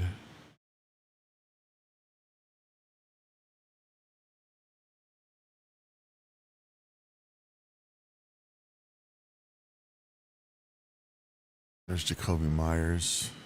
Fuck.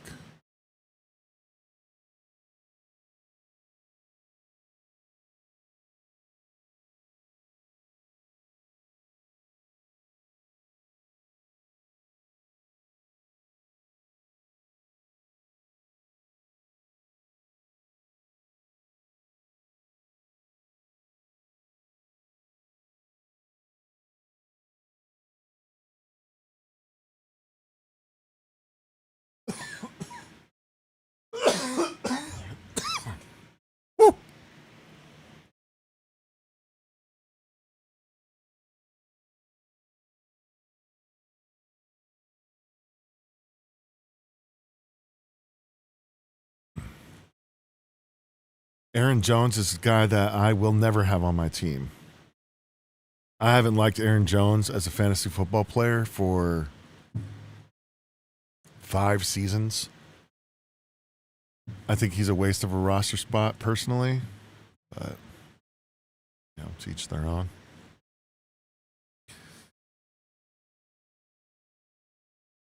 This guy's done, so only this guy can. All right, so we're gonna go Christian Watson.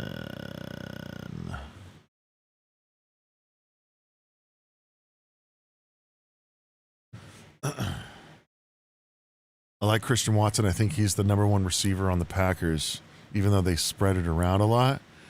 I think he's their most dangerous deep threat. I think he's the guy that they look for the most to score, like big plays, stuff like that. He's always hurt, though. He's always hurt.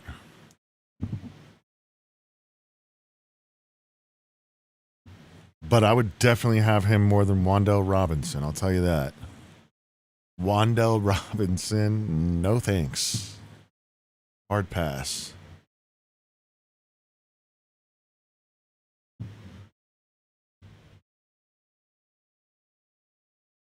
All right, cool. We're locked in. We're locked in. We're locked in. Kenny Gainwell. I'm looking at like RJ Harvey. Hopefully that will work out. I like RJ Harvey, Ricky Pearsall. I like Jonathan Brooks. I think that the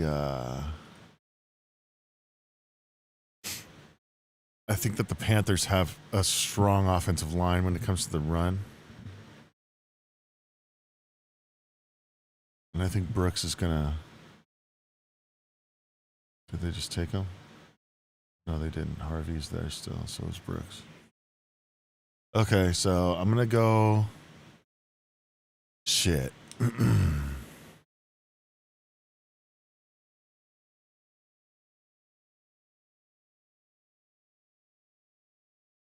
I'm gonna go.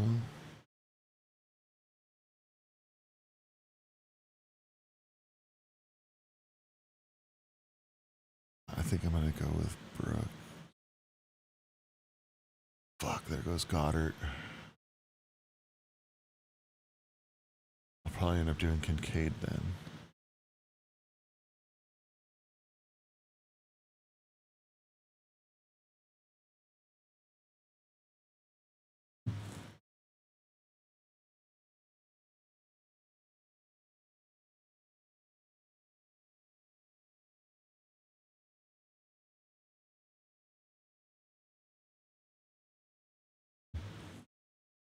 Someone gonna bid on him?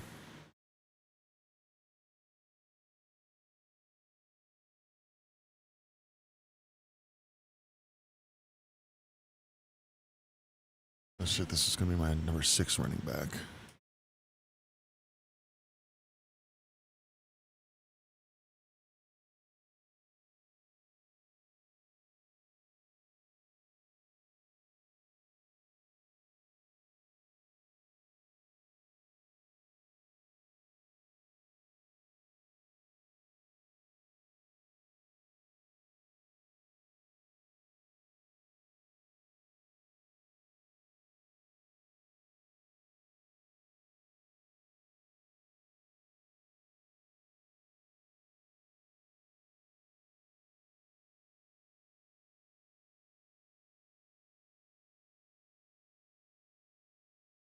Okay, so I mean, not shaping up too bad, I guess. But this is definitely a weak roster, in my opinion. I've definitely had stronger rosters than this. But seeing as where we were at, I think it's turning out pretty well. Fuck, dude, Ricky Pearsall's gone.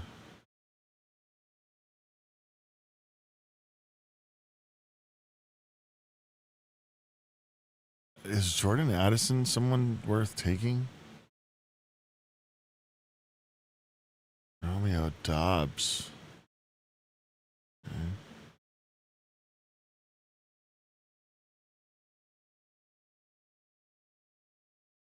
Who's the quarterbacks that are left? Oh, shit.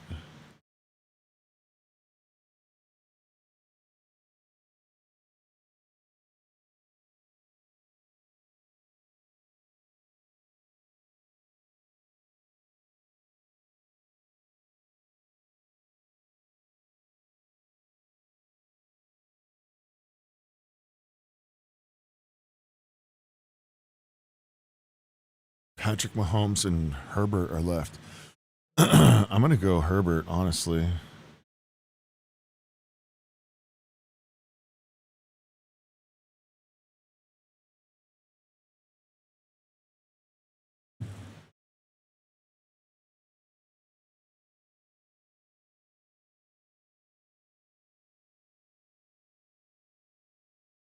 I want Josh Downs or Dalton Kincaid.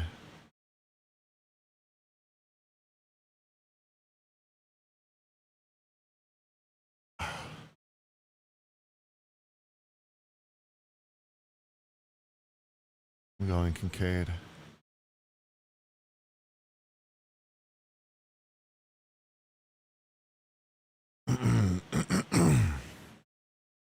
All right, and then finally,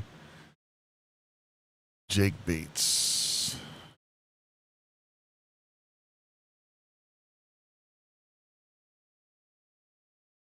Man, we got Drake May with Justin Herbert as the backup. Jordan Love, not Jordan Love. Jeremiah Love, Jonathan Taylor, AJ Brown, Roma Dunze, Tucker Kraft, James Cook, Eagles defense, ETN, DJ Moore, Christian Watson, and Dalton Kincaid. Not the best, but, not the worst either. Let's take a look. Let's see what they have to say about this draft.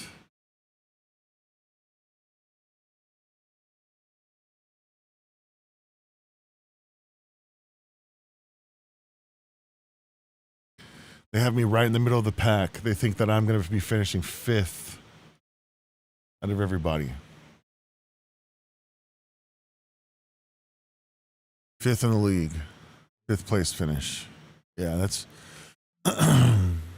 that's how I felt about the roster. I don't think that it was the best roster I could have made. I think that I'm really running back heavy. I think I can make a trade to make it more balanced. Let's look at these guys' teams, though. They think they're better than mine. Yeah, I don't think this one's better than mine. Sorry.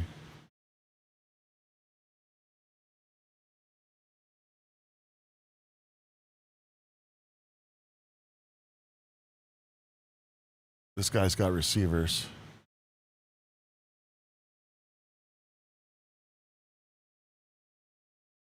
Sean Combs is the guy that stole Nico Collins from me, I think.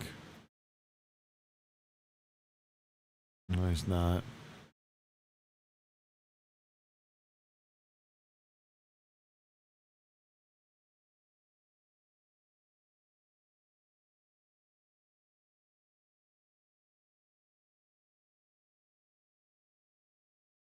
All right, well, not a bad squad. This is pretty cool for the first time. I think I'm going to do one more today. I'm going to do the Yahoo Fantasy League. First one. But I don't see you guys out there. I see some comments, but anybody trying to do a fantasy football draft on the live stream, hit me with your information, like, comment, subscribe, and then I will actually get a hold of you, and I can invite you to the league, or you can invite me to yours, and we can do the draft live on the stream. And I'm going to be following it throughout the season as part of like a live series. So I'll be setting rosters and doing waivers and all that fun stuff. So if you think that you can beat me in fantasy football, now is your chance. Go ahead and sign up with me. Let's get it going. I don't think that you can, though. I don't think that you can. Even with this whack-ass team that I just made, I don't think that you guys would beat me out there. Okay.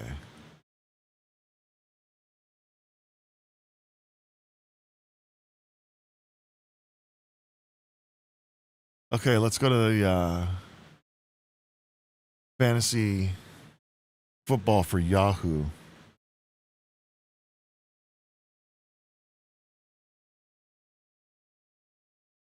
I don't really use Yahoo, so I'm not join a public prize league.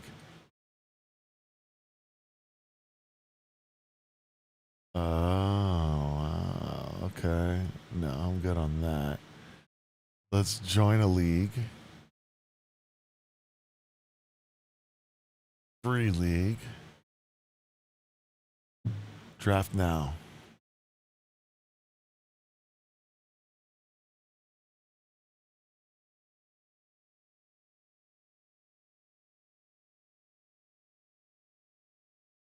$9:30. What is that? 6:30. That's an hour from now. No. Draft now.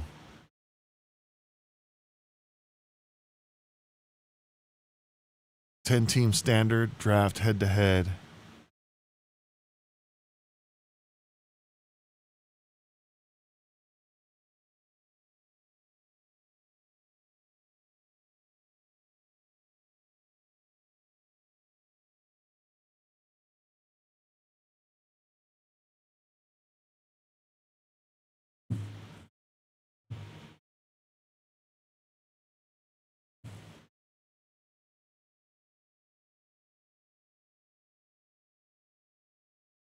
Okay, so I've got 1, 2, 3, 4, 5, 6, 7, 8, 9, 10. 8 of 10.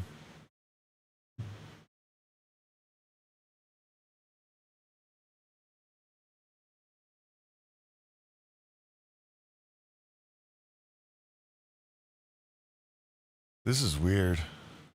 I don't use Yahoo, so I'm not familiar with Yahoo, but this is weird. I'm familiar with ESPN, NFL, and Sleeper. Those are the platforms that I basically use. What's your favorite chat? What's your favorite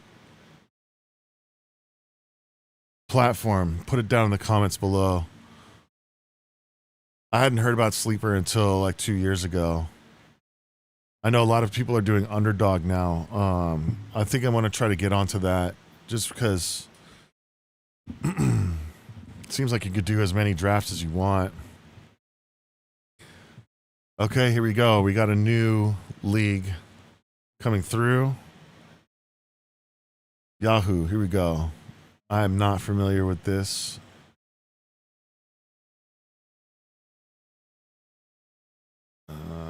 Layout here.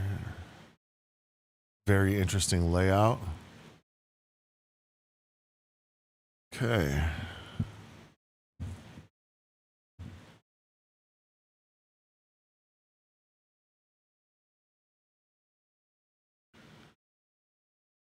Change the layout. Your team. Okay. Cool. What the fuck is this? I'm going to turn down the volume so I don't blow your guys' eardrums out. Fantasy Plus Auto Draft. Settings.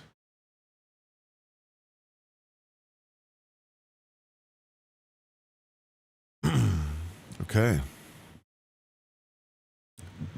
So this is going to be just a regular snake draft. I believe this is a PPR. So we're going to go with that type of draft model. I don't know where I can find out. I think that I saw it on the first page, but whatever. I'm going to dominate either way. Again, if you think that you could beat me, let me know. Put your information down into the chat, and we could get into a fantasy draft together. And I'll dominate anybody out there in a fantasy draft. I'll dominate anyone.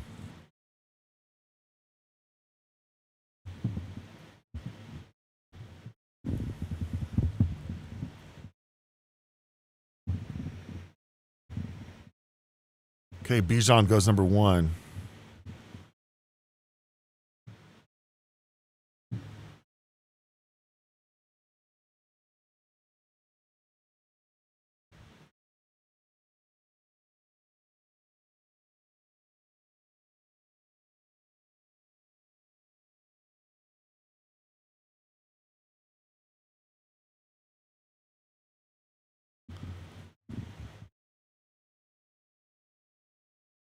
Oh, it's my turn. Shit.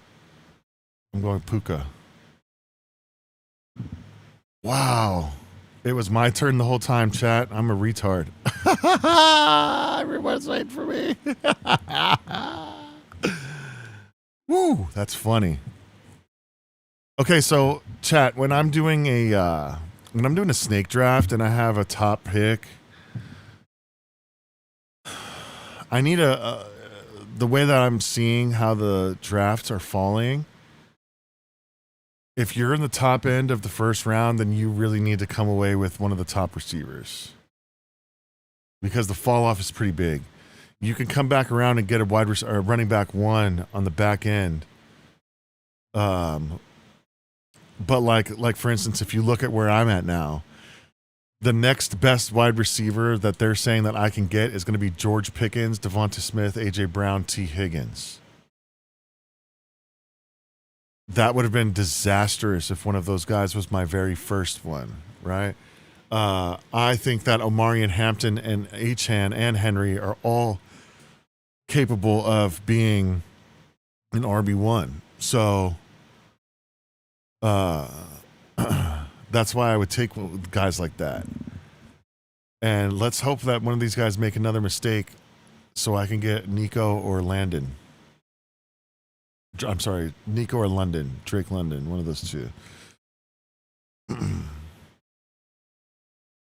But I am going to need to get Hampton or Achane.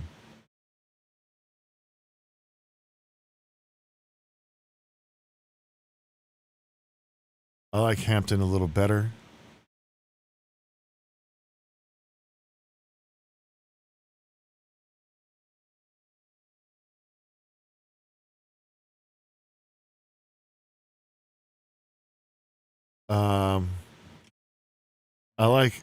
I like Hampton better than Achane.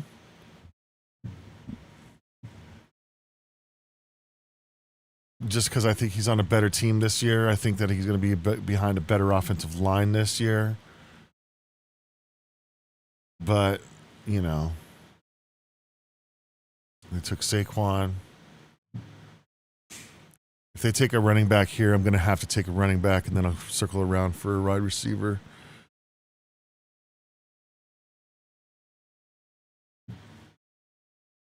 Yeah.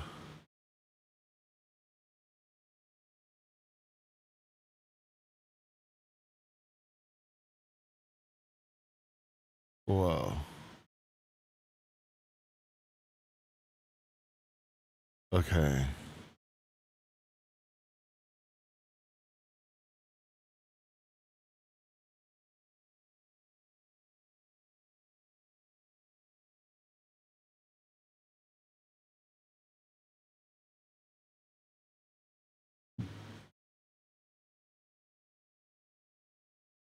Damn, dude. They took the running backs I wanted right in front of me. That's how it always goes. That's okay because I'm going to look at Love. I don't like Derrick Henry this year.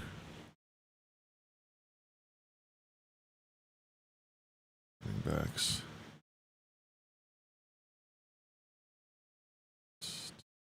Okay.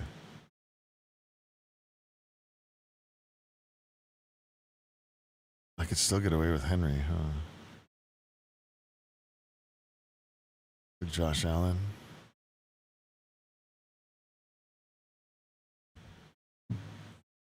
Huh. Interesting draft so far, I should say.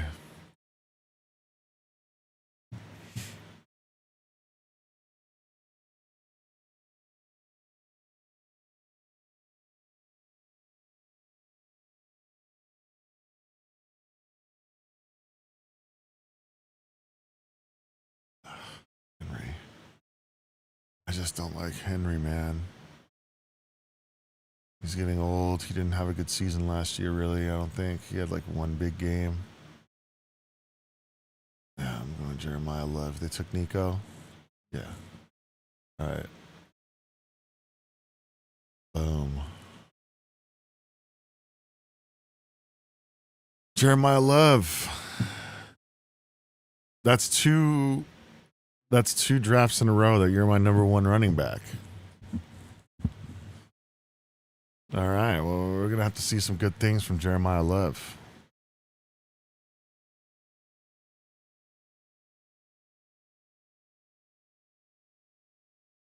Pickens is next off the board. Coming back around, I'm looking at Garrett Wilson, Egbuka. Hopefully they start taking other guys because ETN could and Scottaboo I like. Judkins.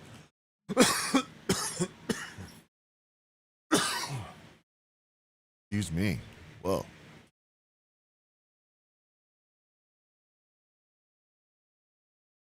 But if I could get like Breece Hall as my number 2, that would be great.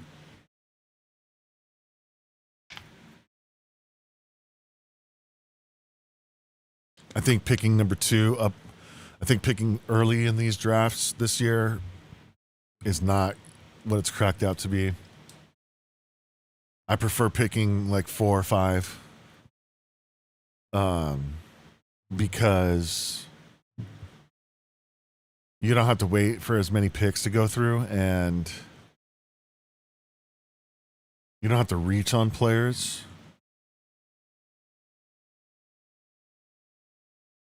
I mean, I even like the later part of the draft. You know, picks 7, 8, 9. I could do there. I just think that the beginning of this year's draft is not the best. I don't know why. It's just kind of weird.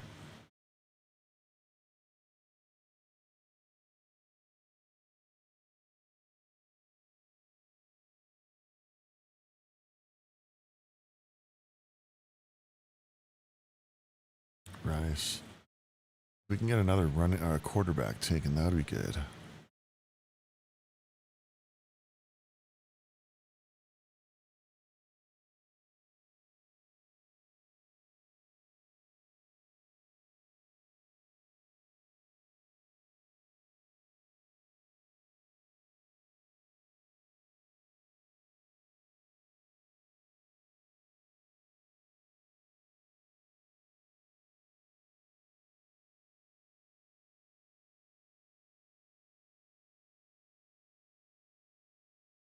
All right, cool. So I'm looking for Jacobs or Hall to fall to me. I'll take Williams as well. I'll take both Williams. But I'm definitely going a running back here next, followed by a wide receiver.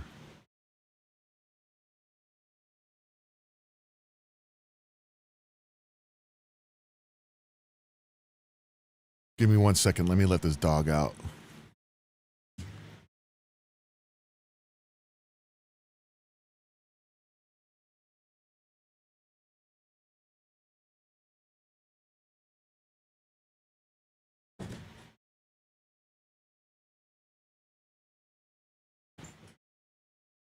Sorry about that.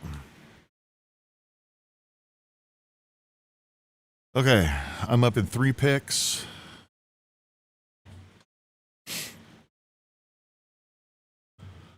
I don't know why Waddle is so much further ahead of Garrett Wilson like that. Garrett Wilson is being criminally underrated on Yahoo here. Definitely underrated on Yahoo.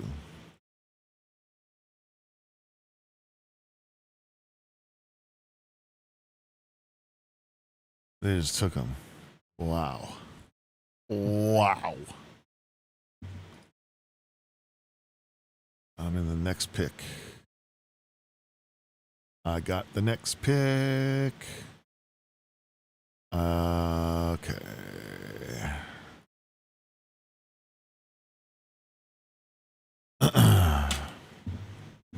So I'm taking Jacobs or Hall, one of those two. And then I'm going to come back around and get Wilson or Ibuka, one of those two. Fuck, dude. Brees would have been nice because he catches the passes. But we're going Jacobs.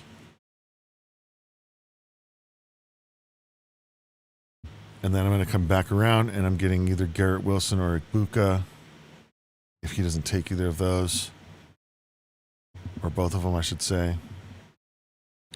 He should take one or the other.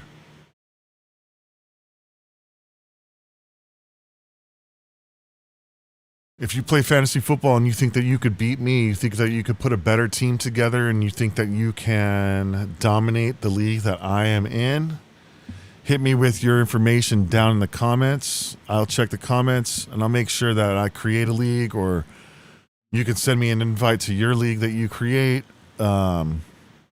and we can get it going, because I don't think you can beat me. I just don't think that you can beat me.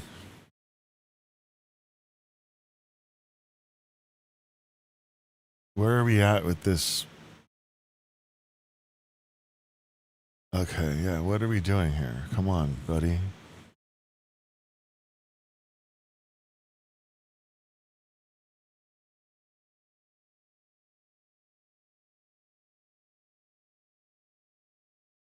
This is a very different team than the teams that I've been drafting. I don't have a lot of Drake London stock. I don't have a lot of Jacobs stock. I don't have a lot of Love stock, honestly. Love, maybe I've drafted one other time besides today, so this is like the third time. It's interesting that he was my number one running back, both drafts.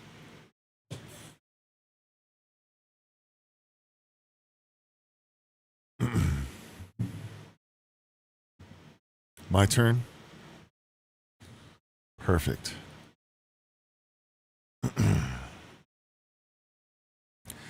All right. Oh, let me get Warren, please. I don't think that he'll be there by the time it's my turn, but I will absolutely take Warren on my next turn. You don't have to threaten me with a good time. Dart. Conky. Let's look at the quarterbacks. Burrow, Daniels, May,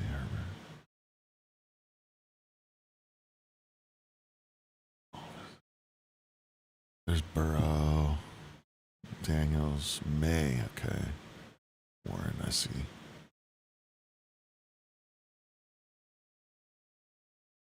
I like Tyler Warren. I want him as my tight end.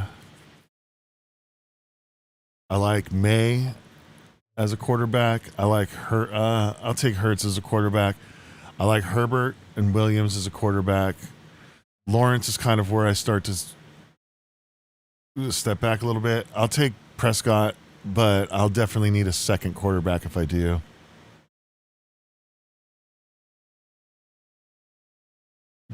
What round are we in?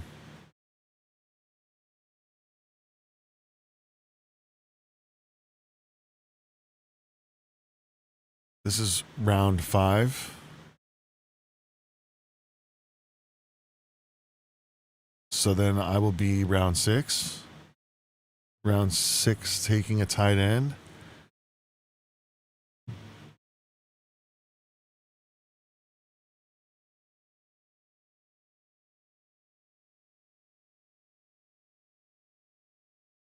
Bucky Irving is still there. He's below Baishal Tutin on Yahoo and David Montgomery. Whoa. And whoa. Whoa. Very interesting.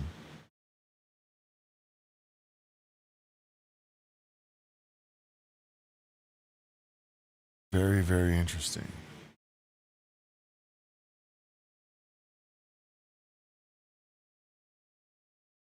Okay.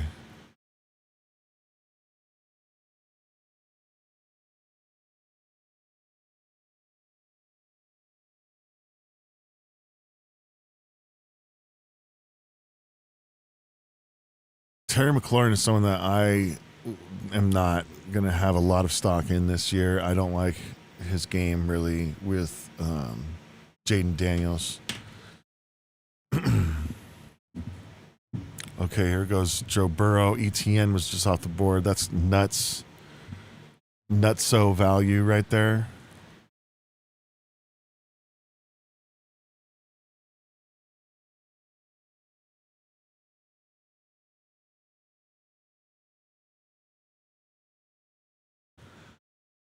So I've got my core in place. I've got my receivers and running backs.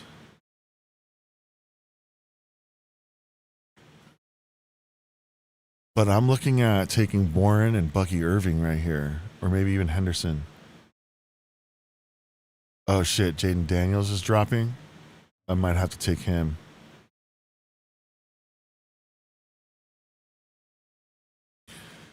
If Jaden Daniels is here at my pick, I'm going to take him. And then I'm going to take Warren after that.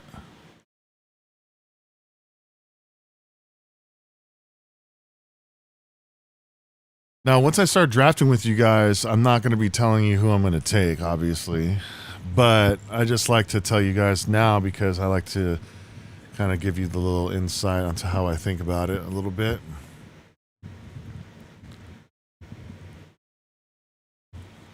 But if Jaden Daniels falls to me here in the 6th, and I can get Warren in the 7th, if there's guys later like Stevenson and there's guys later that I will be satisfied with. If Jaden Daniels goes, then I'll have to settle on a quarterback. But we'll see what happens.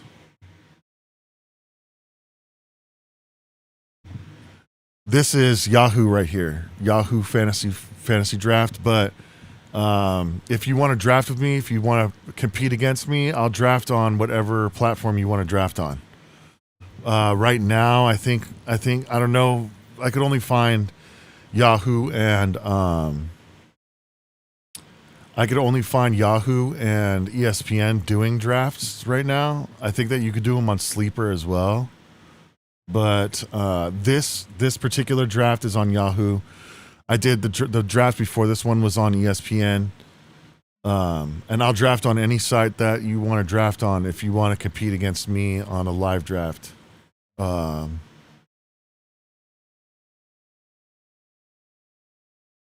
Damn, there goes Warren.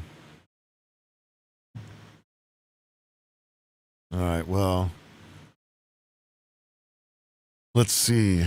Who should I go after here next? I'm going running back.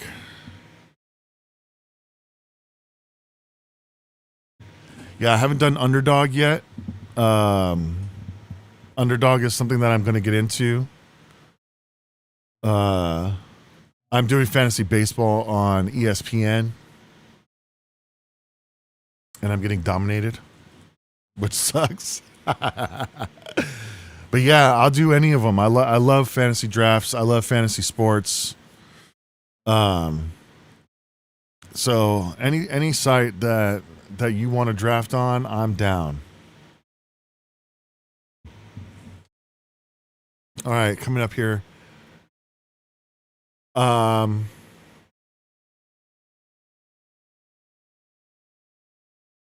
Damn. All right, I'm going Bucky Irving because I think that he's going to be the running back one for the Buccaneers, and he was a solid running back until he got hurt. I think that that's going to be a good bench player for me.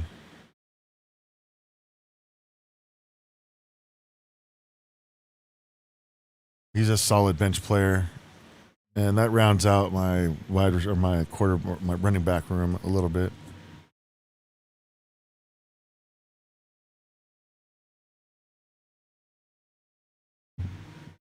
$1 drafts, huh? Wow. I have to look into that. That's on Underdog, right? For the $1. I know that there's a couple of creators that do a lot of Underdog drafts, and I think that that's pretty cool. I'm actually going to get into that, but because I haven't really set up like a profile or done any kind of drafts online for money, I do them offline for money, but not online. I think that I'm going to have to do one or two of them first before I start competing with people on live drafts with them. But if they're going for $1, then I might have to get into a couple.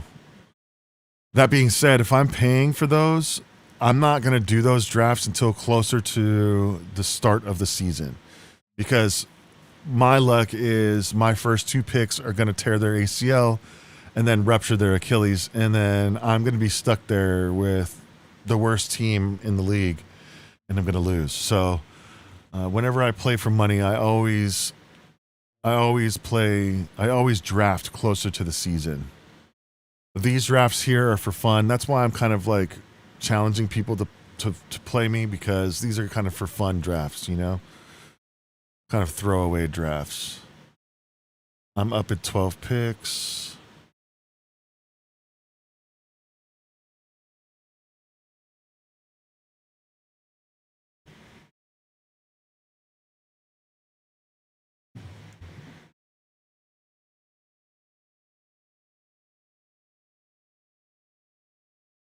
Oh, wow. Before next week. Maybe I'll look into that sooner than later then. Thanks for the updates, man. I appreciate that information. I'm going to look into that for sure.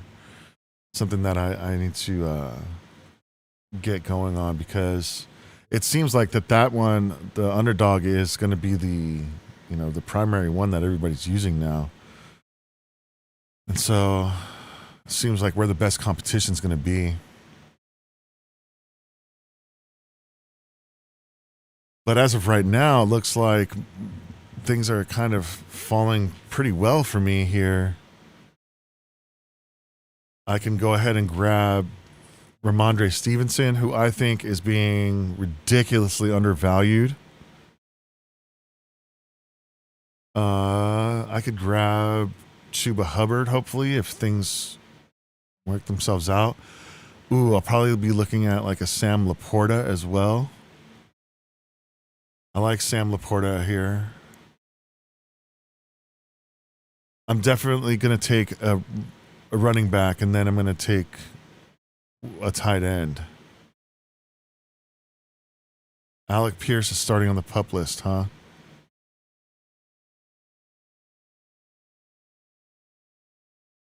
Week or two from returning. Interesting.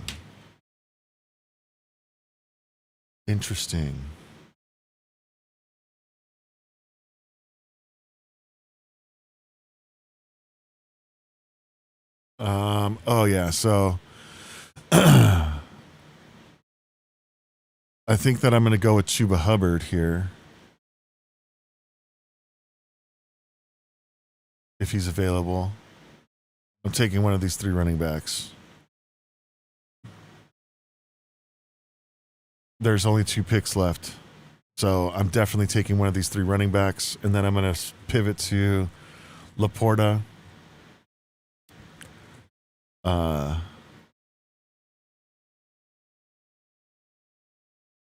If I can. I should, because the guy in front of me Johnny's amazing team. That's the guy that took Warren. So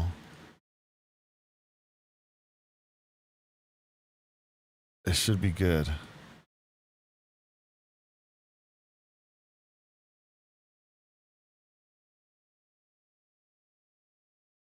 I may even take 2 of these running backs. I don't know, man.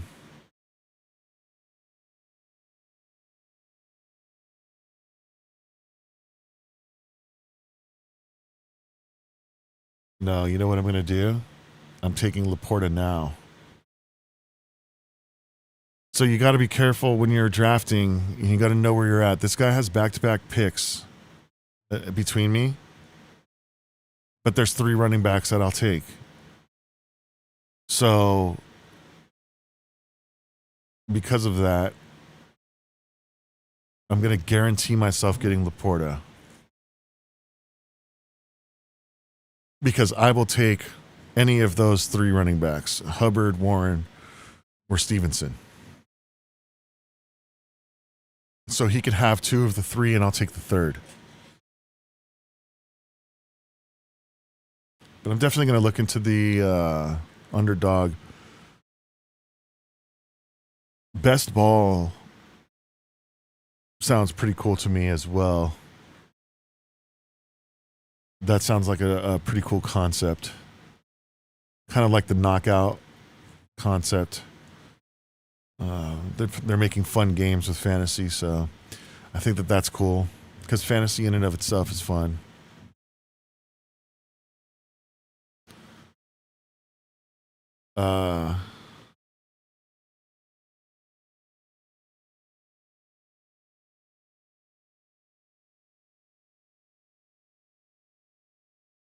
Yeah.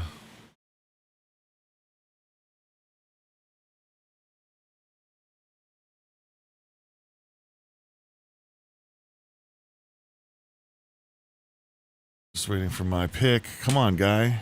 Man. Who do you take? Hubbard? Fuck. That's who I was going to take. All right, I'll take Ramondre then.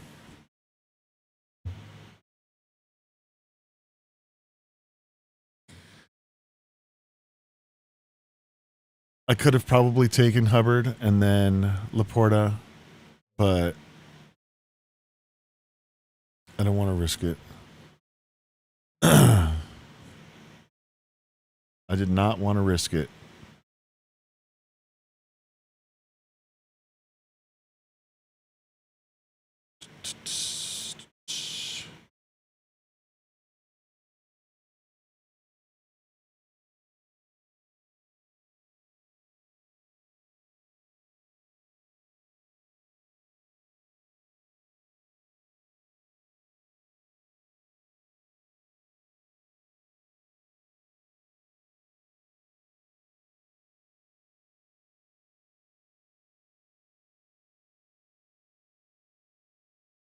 All right.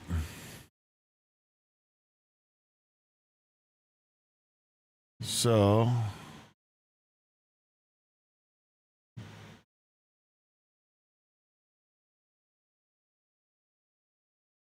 sorry about that. Chat, I was taking care of some business there.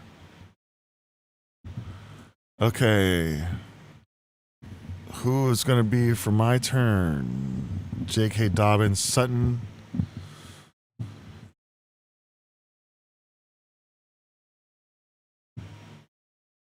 I like Sutton.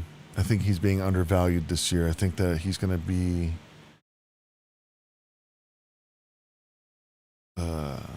someone that benefits from less attention from the defense.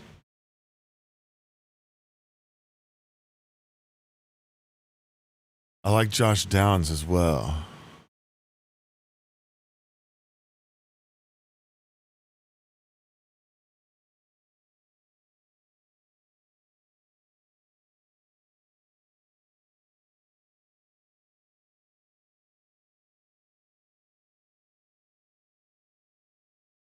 I'm gonna try to go for the Rams defense here. Not on this pick, but on this draft.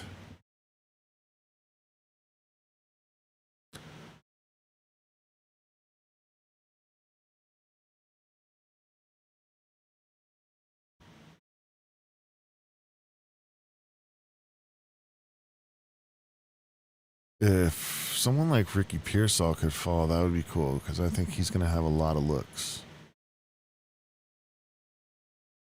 Jalen Warren's gone. Pearsall is falling to me.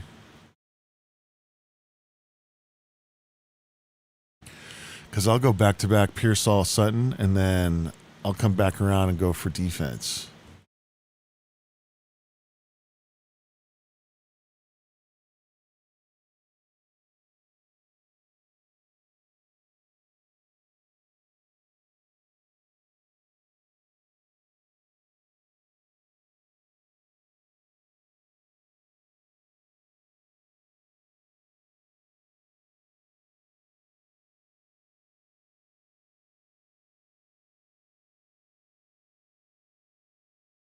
Man, I think I need to get onto that Underdog. Maybe I'll do that after the stream. I'll just go and check all of that out, see how it works, get into the draft, run it this year behind the scenes, and then next season get into them.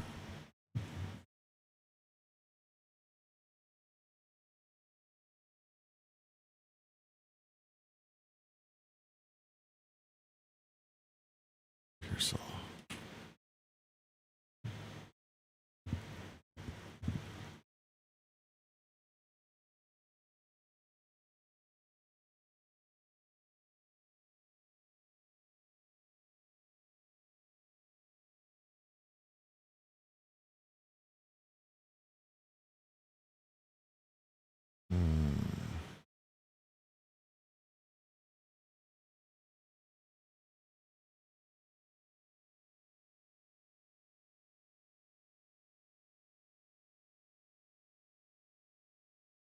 Damn, they just took Sutton.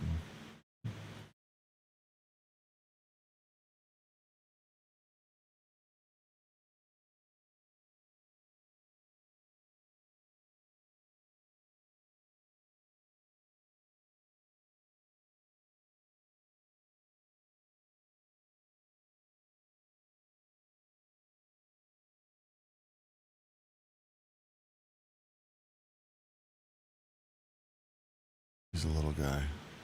Nah. I'm going Pearsall.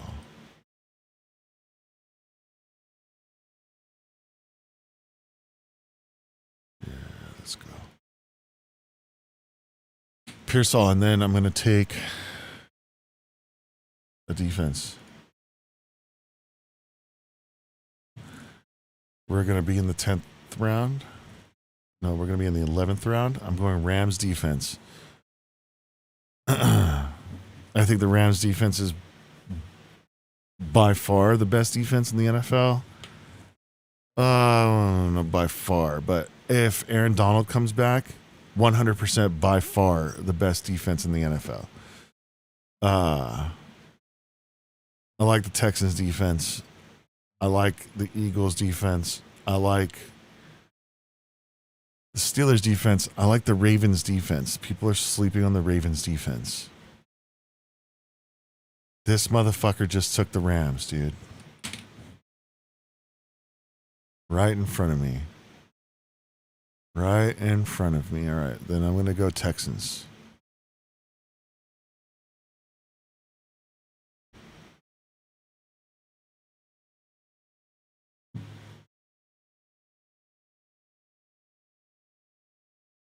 Fucking gay, dude. That sucked.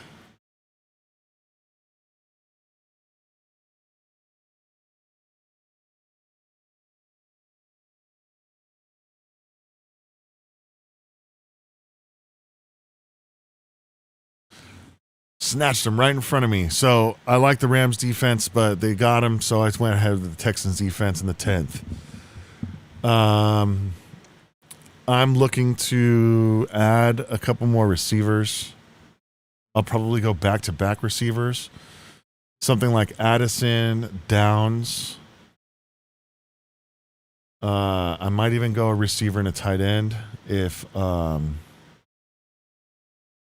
someone like Dalton Kincaid is there, because I think he's going to break out this year. Khalil Shakir is massively underrated. That's insane.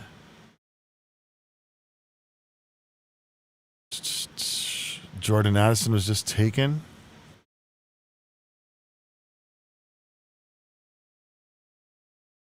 So I'm looking at like Josh Downs if he falls to me.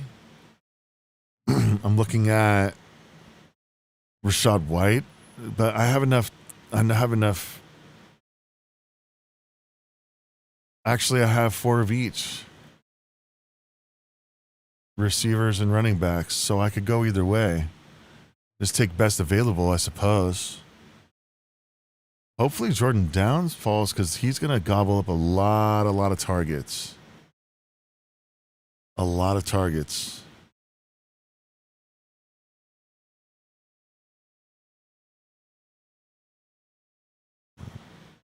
Flex. Projected points. Yeah, see, Downs is up there with...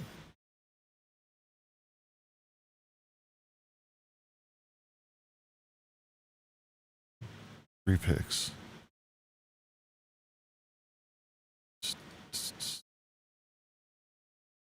All right, so Josh Downs looks like he's falling to me. I'm going to take him. He's going to be a PPR guy. He's going to gobble up a bunch of targets. Boom, let's go. And then I'll take Rachaad White or Goddard right here. One of the two. As a backup. Everybody in the chat, if you think that you could beat me at a fantasy draft, I challenge you. Put your information down in the chat, and I will send you a request for to join a private league that I make, or I could join your league. Make sure that we get into the same league, and then we can make it public or whatever. But you can't beat me. You can't.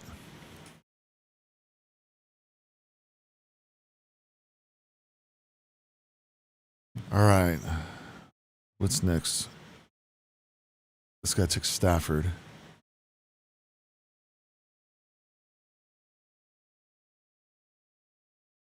I think Rachaad White is going to be the lead back in Washington, and I think he's going to definitely be the receiving back in Washington.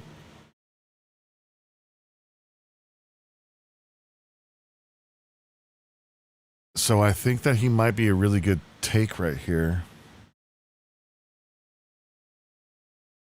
If this guy doesn't take him. And if he does, then I'm going to go Goddard. I don't really see anyone else who's like jumping off the page as a starter. Golden, Jacoby Myers maybe. He took Jones. Whoa.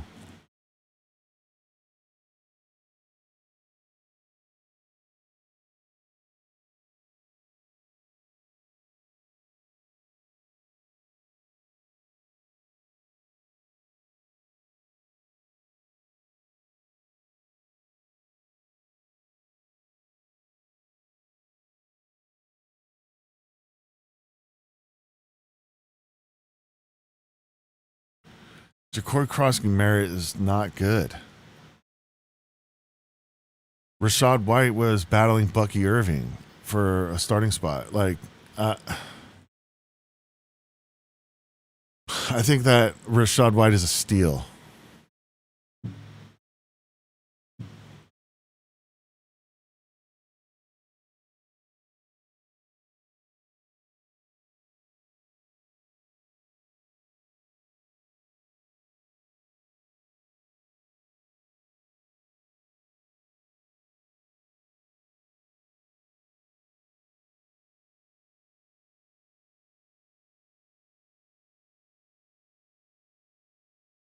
Rachaad White to steal.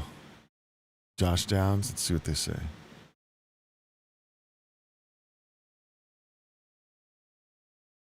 Career lows.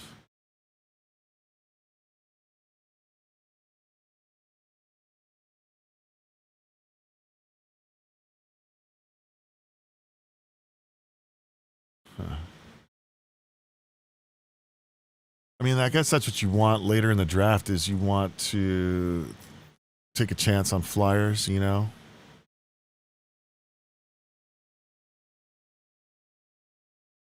But let's see if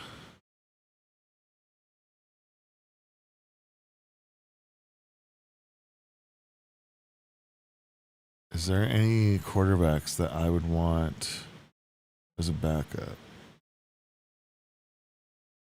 Jones, Daniels, Ward. No.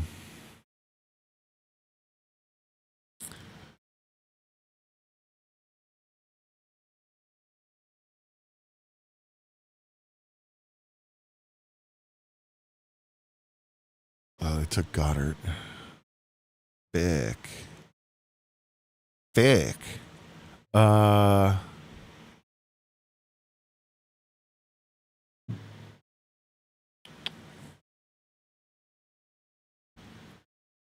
Tight end. Who's left? Jake Ferguson. Brenton Strange might be a decent pick. I don't know, man. Mark Andrews is pretty done. I think Mark Andrews is pretty done. Pretty sure he's done. What are we looking at for projected points? Yeah, see. Ferguson.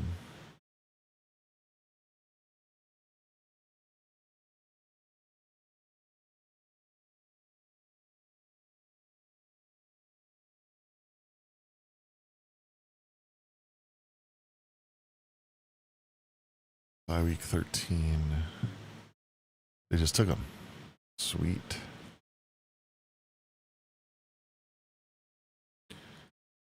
Let's look at defense. Bills defense. No, there's no defense left that I want.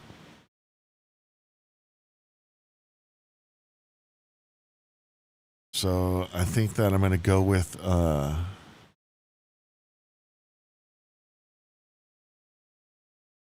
Mark Andrews. It's a little backup tight end.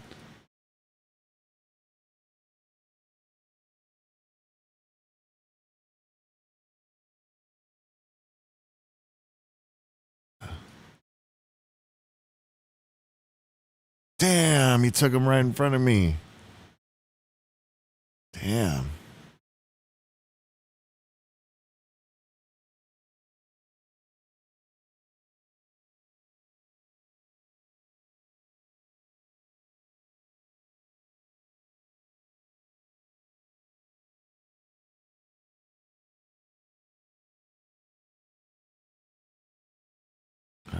I take Dicker and gives me a chance to look at who I want to take last.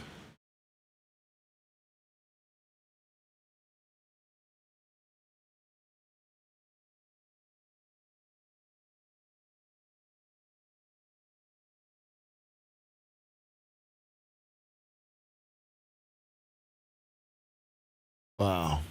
There's nothing left. There's nothing left.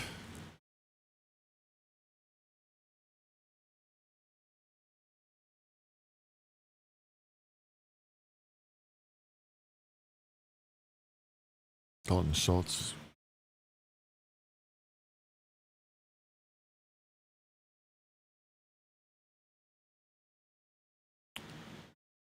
Maybe I could take a flyer on Casey Concepcion.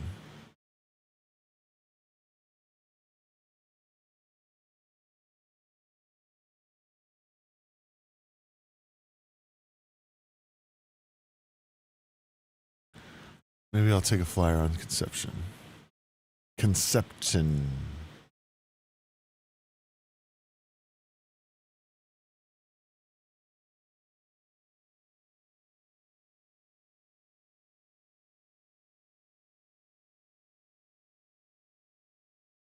Okay.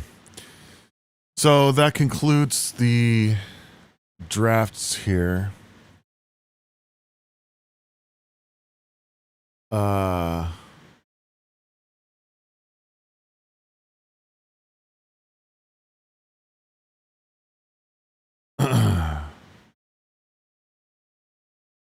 Here's the team. We've got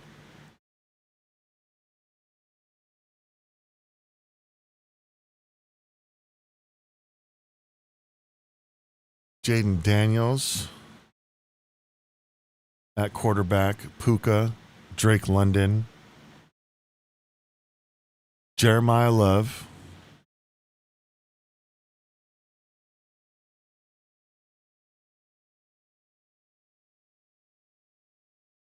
Josh Jacobs,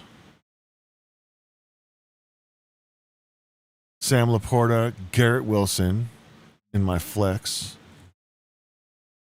which is not too bad.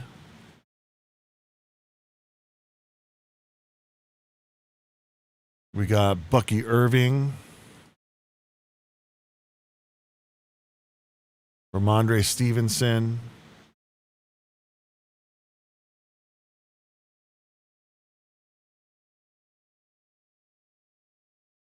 Ricky Pearsall,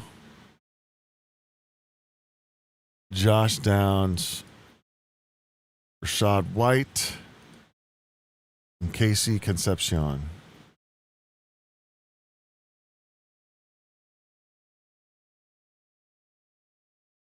Which I probably should have taken a different tight end.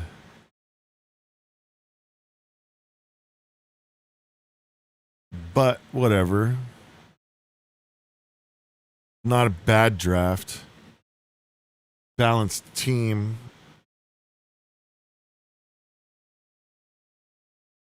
Things should go well for this squad. But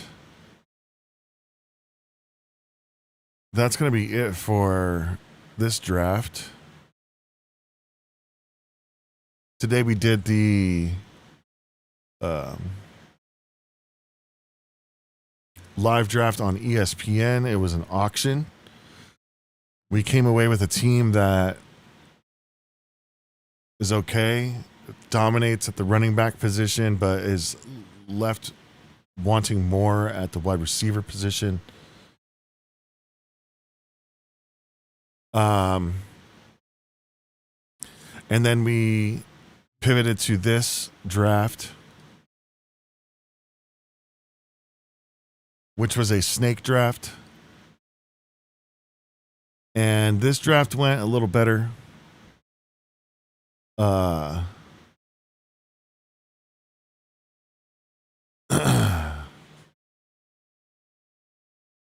This draft went better for sure, just because the team is more balanced. I don't think that like the top end players are as top end as the auction draft, but I mean that's an auction draft. You can buy all the top end players, so I'm going to be doing drafts probably every day or every other day moving forward. I'm looking for people to join. I'm looking to challenge you guys to see if you guys can beat me. I'm trying to see if I can beat all of you. I think that I can, and I think that I will. But ultimately, I love doing drafts. I love doing fantasy football. This is not just going to be the drafts, but this is also going to be all the way throughout the season, me doing updates and setting my lineup and waivers and all that good stuff. So keep your eyes open if you like fantasy football content. I also do Bills content. Obviously, this is Bills and Beyond. This is my primary focus is the Buffalo Bills. So I'm going to talk a lot about Buffalo Bills. I'm going to be putting up Buffalo Bills videos. But my live streams will be primarily fantasy football and on game days. You know, I will do either either a pregame or a postgame. I'm not sure yet, but this is super fun. I'm looking forward to getting into some leagues with you guys. Make sure you like, comment, subscribe. And I will see you guys in the next one. Go Bills.